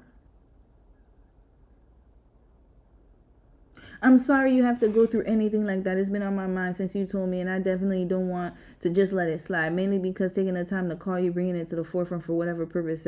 Simon, I don't want you to feel like you can't talk to me about things. I feel like I'm pretty open. Is she talking about her husband? What the hell is going on here? Red flag. No, what is this? Like, look kind of. Sometimes you have to read your husband's text and go have a good. That's him writing. Okay, I'm gonna go through this. This is the man that she's sitting here threatening the other young brother about. I'm sorry you have to go through anything like that. It's been on my mind since you told me, and I definitely do not want to just let it slide. Mainly because taking the time to call you, bringing it to the forefront and all that, ... For whatever purpose, it served its problem with me. Simultaneously, I don't want you to feel like you can't talk to me about things. I feel like I'm pretty understanding and open-minded. So it sounds like he is basically trying to be the understanding one and she's the crazy wild one. That's what I'm understanding. I get maybe you just weren't comfortable, which is understandable. But I just want to communicate that you can always talk to me about things. There's no reason for you to feel ashamed or anything like that. Because earlier you said, I'm surely not going to tell my husband that shit. Almost as if I was going to judge you or look at you different for something like that, which I would never.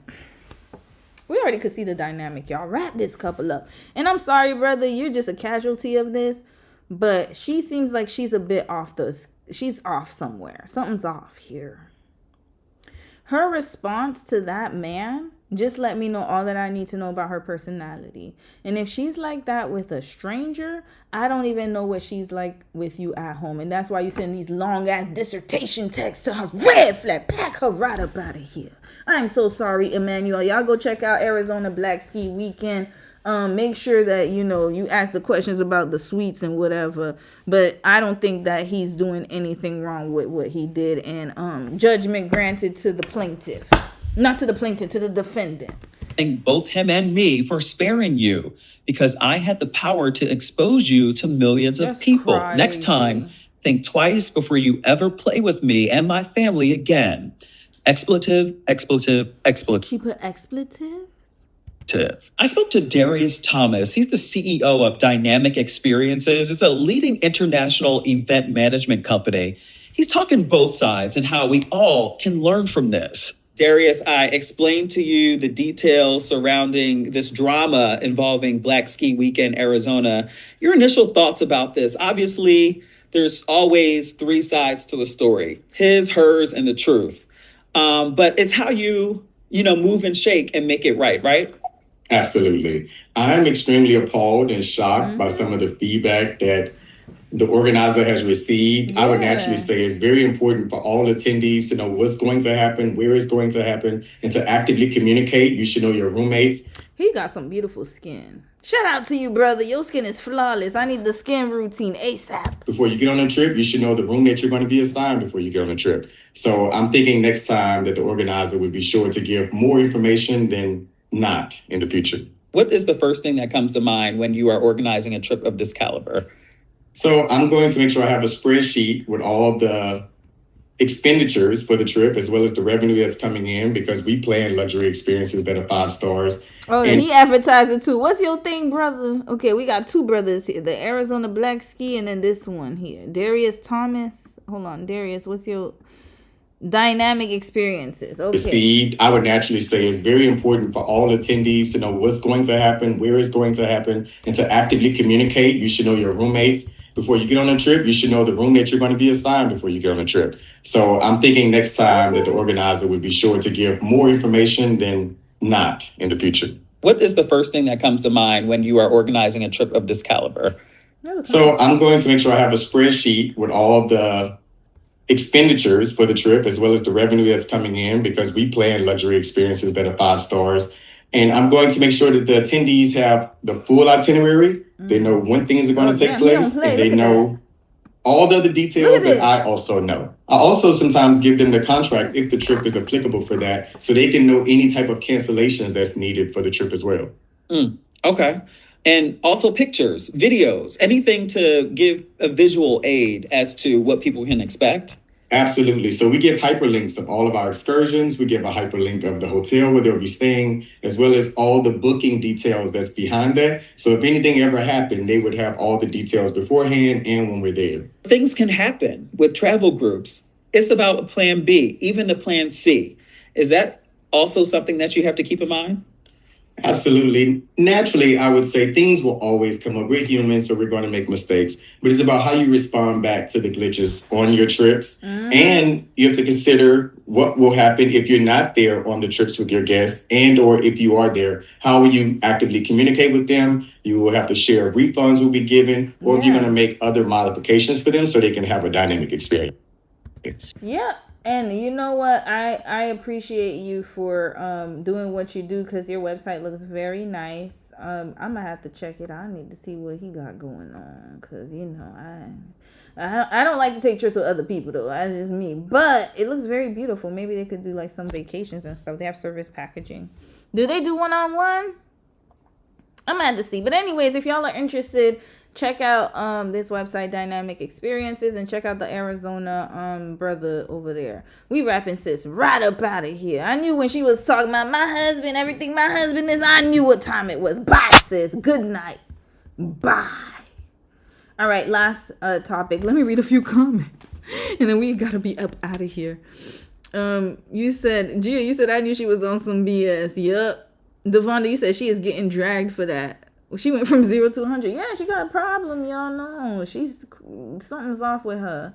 I don't like that, man. That's wrong. That's wrong what she did to that young brother. He had some time to learn. I will give him that. And hell, the fact that she got me defending a damn man on my channel, red flag. You know you bad if you got me defending a man. All right, Prince, you said she grew up idolizing Serena on Gossip Girl. Isn't Serena the Blake Lively's character? Lord. How are they from Phoenix and don't know how to measure expectations? You said she's abusive. From what I could see, yes, allegedly, but yeah.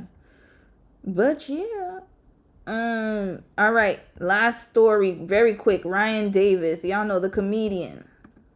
Oh boy, he got himself into some hot water. So we're just gonna quickly play this clip. I'm not playing the whole interview with Shannon Sharpe. If you guys are interested in seeing the interview with Shannon Sharpe, let me know and I will play it on Saturday. But for now, we're just playing the short clip.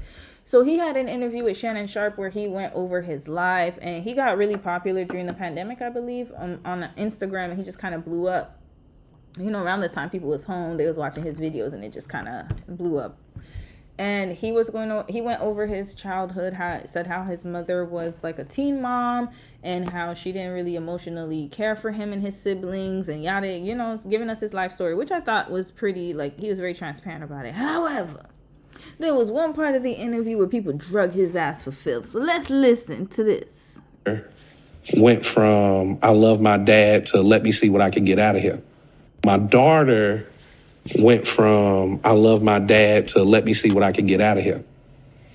And when she started looking at me as access to, like, material things. You were an ATM. Now all of a sudden you weren't dad, you were an ATM. Broke me.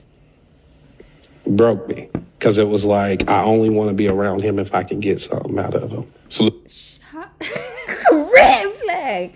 His daughter's 10 years old. Hold on, let's rewind this real quick. We're not going to spend too much time about this. 10 minutes. Give me 10 minutes of your time. My daughter went from, I love my dad, to let me see what I can get out of here. And when she started looking at me as access to, like, material things. You were an ATM. Now all of a sudden you weren't dad, you were an ATM. Broke me. Red flag. He talking about his 10-year-old daughter, y'all. What else is she supposed to look at you like? Aren't you her provider? Aren't you her daddy? And he talking about, oh, my daughter, you know, she looked at me like an ATM. It broke me. A 10-year-old. A 10-year-old, y'all. Who's supposed to feed her? Who's supposed to clothe her? Who's supposed to bathe her? Who's supposed to buy snacks for her? Them little Scooby snacks that you be eating. Because look, you just because you lost a lot of weight doesn't mean that we didn't know how you were before, Ryan. Ryan, you know you was a bigum. You was eating all them damn. That's why you were frying your daughter for the snacks. Look at this.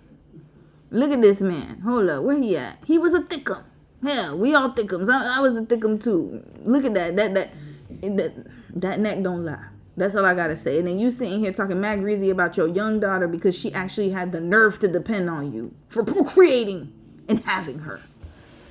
Broke me. Because it was like, I only want to be around him if I can get something out of him. So let me ask you this. Did you sit down and have a conversation? How did you come to this realization that it was, yes, this is my child, but my child only wants to be around me because of what the access that she has to things, perfume, jewelry, clothes, makeup, whatever the case may be?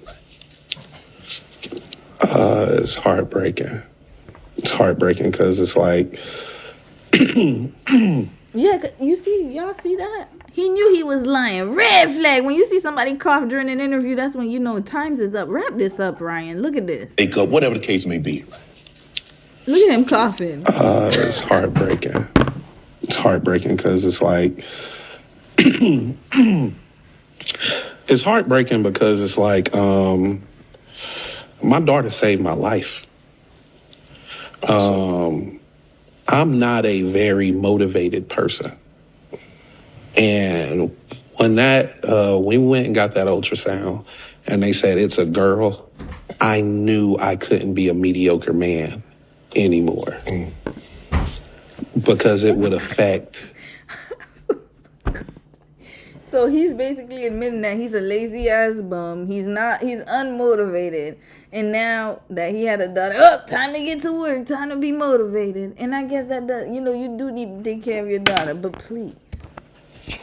How she viewed men in general. And then she'd been okay with that. And she would be okay with a mediocre man. And I worked harder than I ever worked in my life because of her. Like, she's my reason. And then for my reason, and she was a daddy's girl, big time. Oh, big time. That's my oldest. Yeah, she my oldest, yeah. Yeah. We talking about two men right here. Who? Okay, you know what? I say less. We don't need to hear more from him. See, and to watch that daddy's girl go from, I just want to be around him, I just want to touch him, I just want to sleep on him, be cuddled up to him, to, hey, if you ain't buying me nothing, I really ain't trying to go. Like, I lost her. And it takes a long time to get them back. And so for me, that was the one thing about this whole custody agreement that was like so important for me. It was like, so basically, okay, we don't even need to hear no more, y'all. I get it now. Once he said custody agreement, I already knew what time it was. So basically, he is trying to villainize his baby's mother and say that she's planting things in the daughter's head, and that's why she looks at him like an ATM and no longer as a daddy's little girl anymore. It's because of my evil baby mama. Red flag. Like, while we're going through what it is, and then me and their mother was talking, and she was like, dang, it's like you're trying to get so much time. I'm like, yeah. Because that's all that matters now. Because once it's gone. Because once it's gone, it's gone. It's like, you had so much of the first half. Just let me get more on the back end. Okay, we gonna watch 2 videos and we wrapping him right up out of here. Because come to find out, this man is a liar. Of course, we saw him coughing. We already knew what time it was. So let's listen to the baby's mother's side. And then we're going to hear him get mad at the internet for dragging him, rightfully so, about calling his 10-year-old daughter an ATM. Or looking at him like an ATM. Okay, so I saw this Ryan Davis interview, and there's been a lot of discussion around it, and I just wanted to be able to, I guess, add my 2 cents and some additional information, because I've been seeing a lot of people just talking about the generalized, comments that he made about his daughter. But what's very important is the timeline of his whole parenting situation and the background information about it. So in the interview, Ryan Davis says that his then girlfriend did not want more children. She already had kids. His then girlfriend did not want more kids. That's very important. He wanted the kids, right? Or the additional child, right? Why is Dom laughing? This is not she funny, then has sad. A child for him. Okay.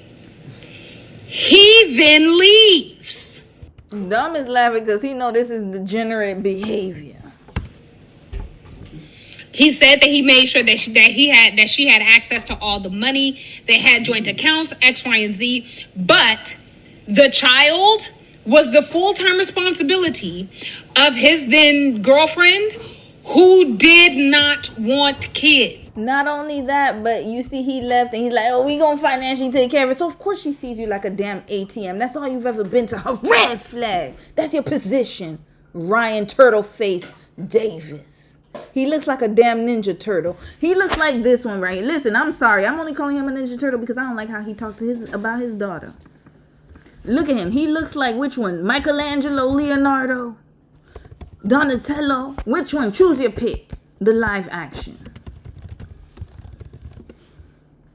Live movie. Look at him. He look like one of them.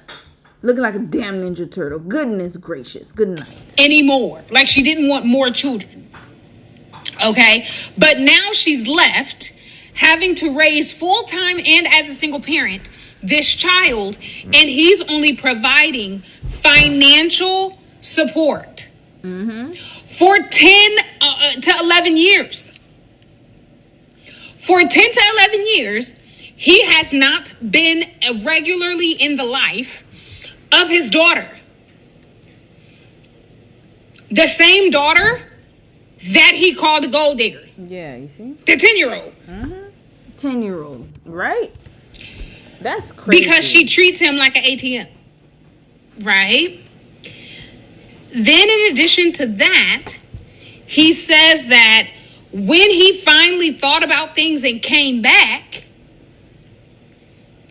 his child's mother didn't want anything to do with him. Absolutely not. Naturally. right? Didn't want anything to do with him, okay?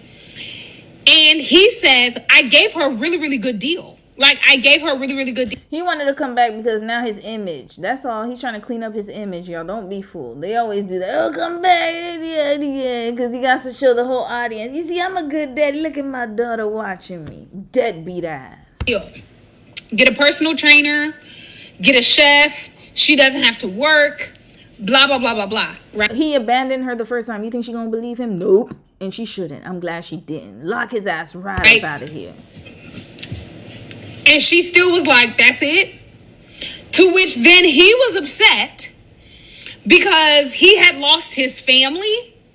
So he said he never gave her her flowers about everything that she had to go through while raising their child by herself, only because he did not want to give her the satisfaction.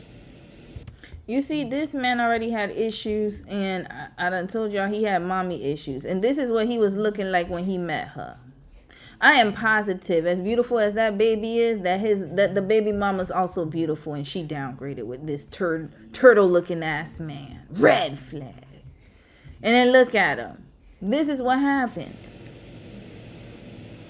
He did not want to give her the satisfaction. Therefore, he never thanked her and showed appreciation for the sacrifice that she made for a family that she did not want, that he wanted, that he then up and left her with. And then you call the child a gold digger on a podcast to the world. Are we okay? He's not okay, sis. Wrap him right up. Let's hear Ryan Davis' response to backlash surrounding his comment on Club Shay Shay. Always been this stupid? I didn't know. Let's I've listen to cultivated him. an audience. Have people always been this stupid? I didn't know. I've cultivated Hold on. You know what? We got to play our song, the Narky song. Where it's at. This is the last video we're playing. We're wrapping everybody right up. Nikki. Japan, you could stay because that was informative. Who else we got to wrap up?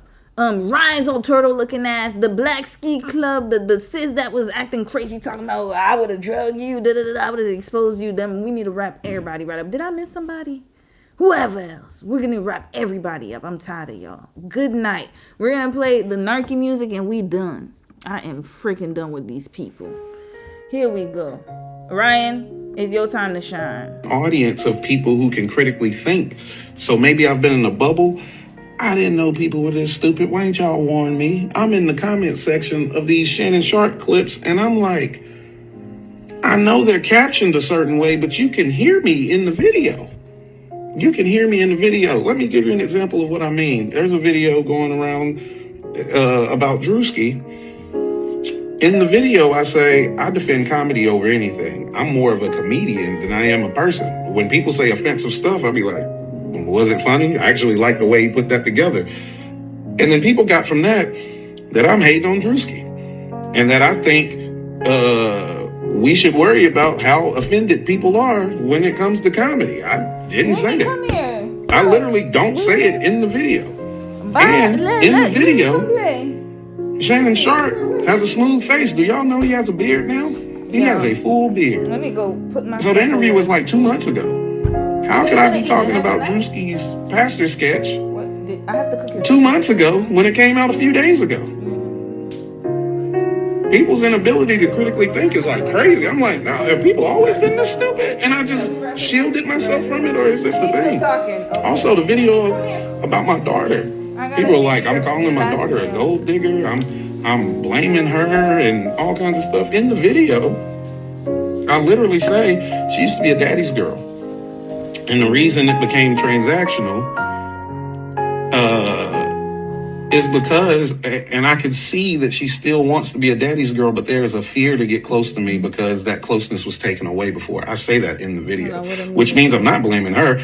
I'm talking about the lack of safety that I've made her feel that I'm trying to get back. What y'all finna eat for? Y'all gotta go to bed now, right? I'm saying to fathers. Tomorrow's Thursday. Y'all got plans for the weekend? What y'all got going on for the weekend? Oh, Oh, his video. Don't loaded. put yourself in a position where you have to win your tonight? children back. That's What y'all ate for the dinner? conversation. Let me I know it's captioned a certain way, but you can hear me say these things.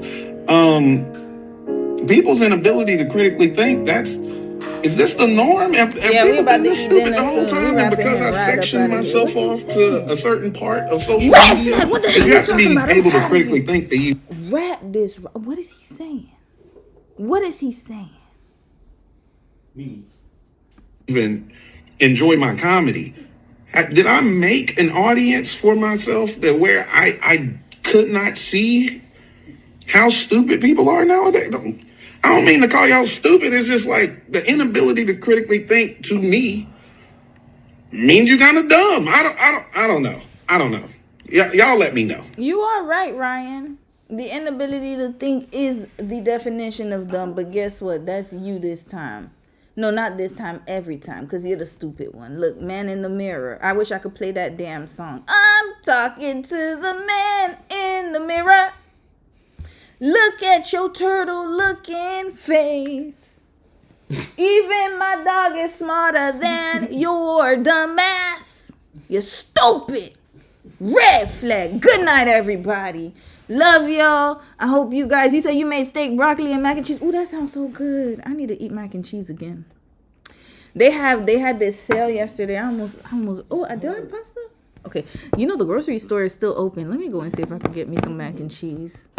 I had Taco Bell. My son bought me. Oh my God, Taco Bell. I haven't had Taco Bell in so long. You know my favorite Taco Bell meal is the steak quesadilla. That quesadilla be slapping. Little steak quesadilla with a little. Ooh, that's so good. Okay.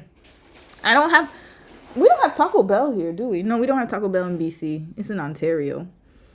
Yeah. I love wig making. I wish I could do it full time. Yeah, y'all. Do the wigs, do everything, y'all. Y'all eating, right? Y'all eating real good. Good night, Ryan. But anyways, enjoy your night, y'all. Good night. Thank you for rocking with me tonight. I shall be back this weekend. Enjoy your week. Please stay safe out there. Love y'all the long way. We wrapping his ass right up out of here. Good night. I don't even want him on my damn screen. Bye. All right. Bye, y'all. Take care of yourselves and see you this weekend. All right. Bye.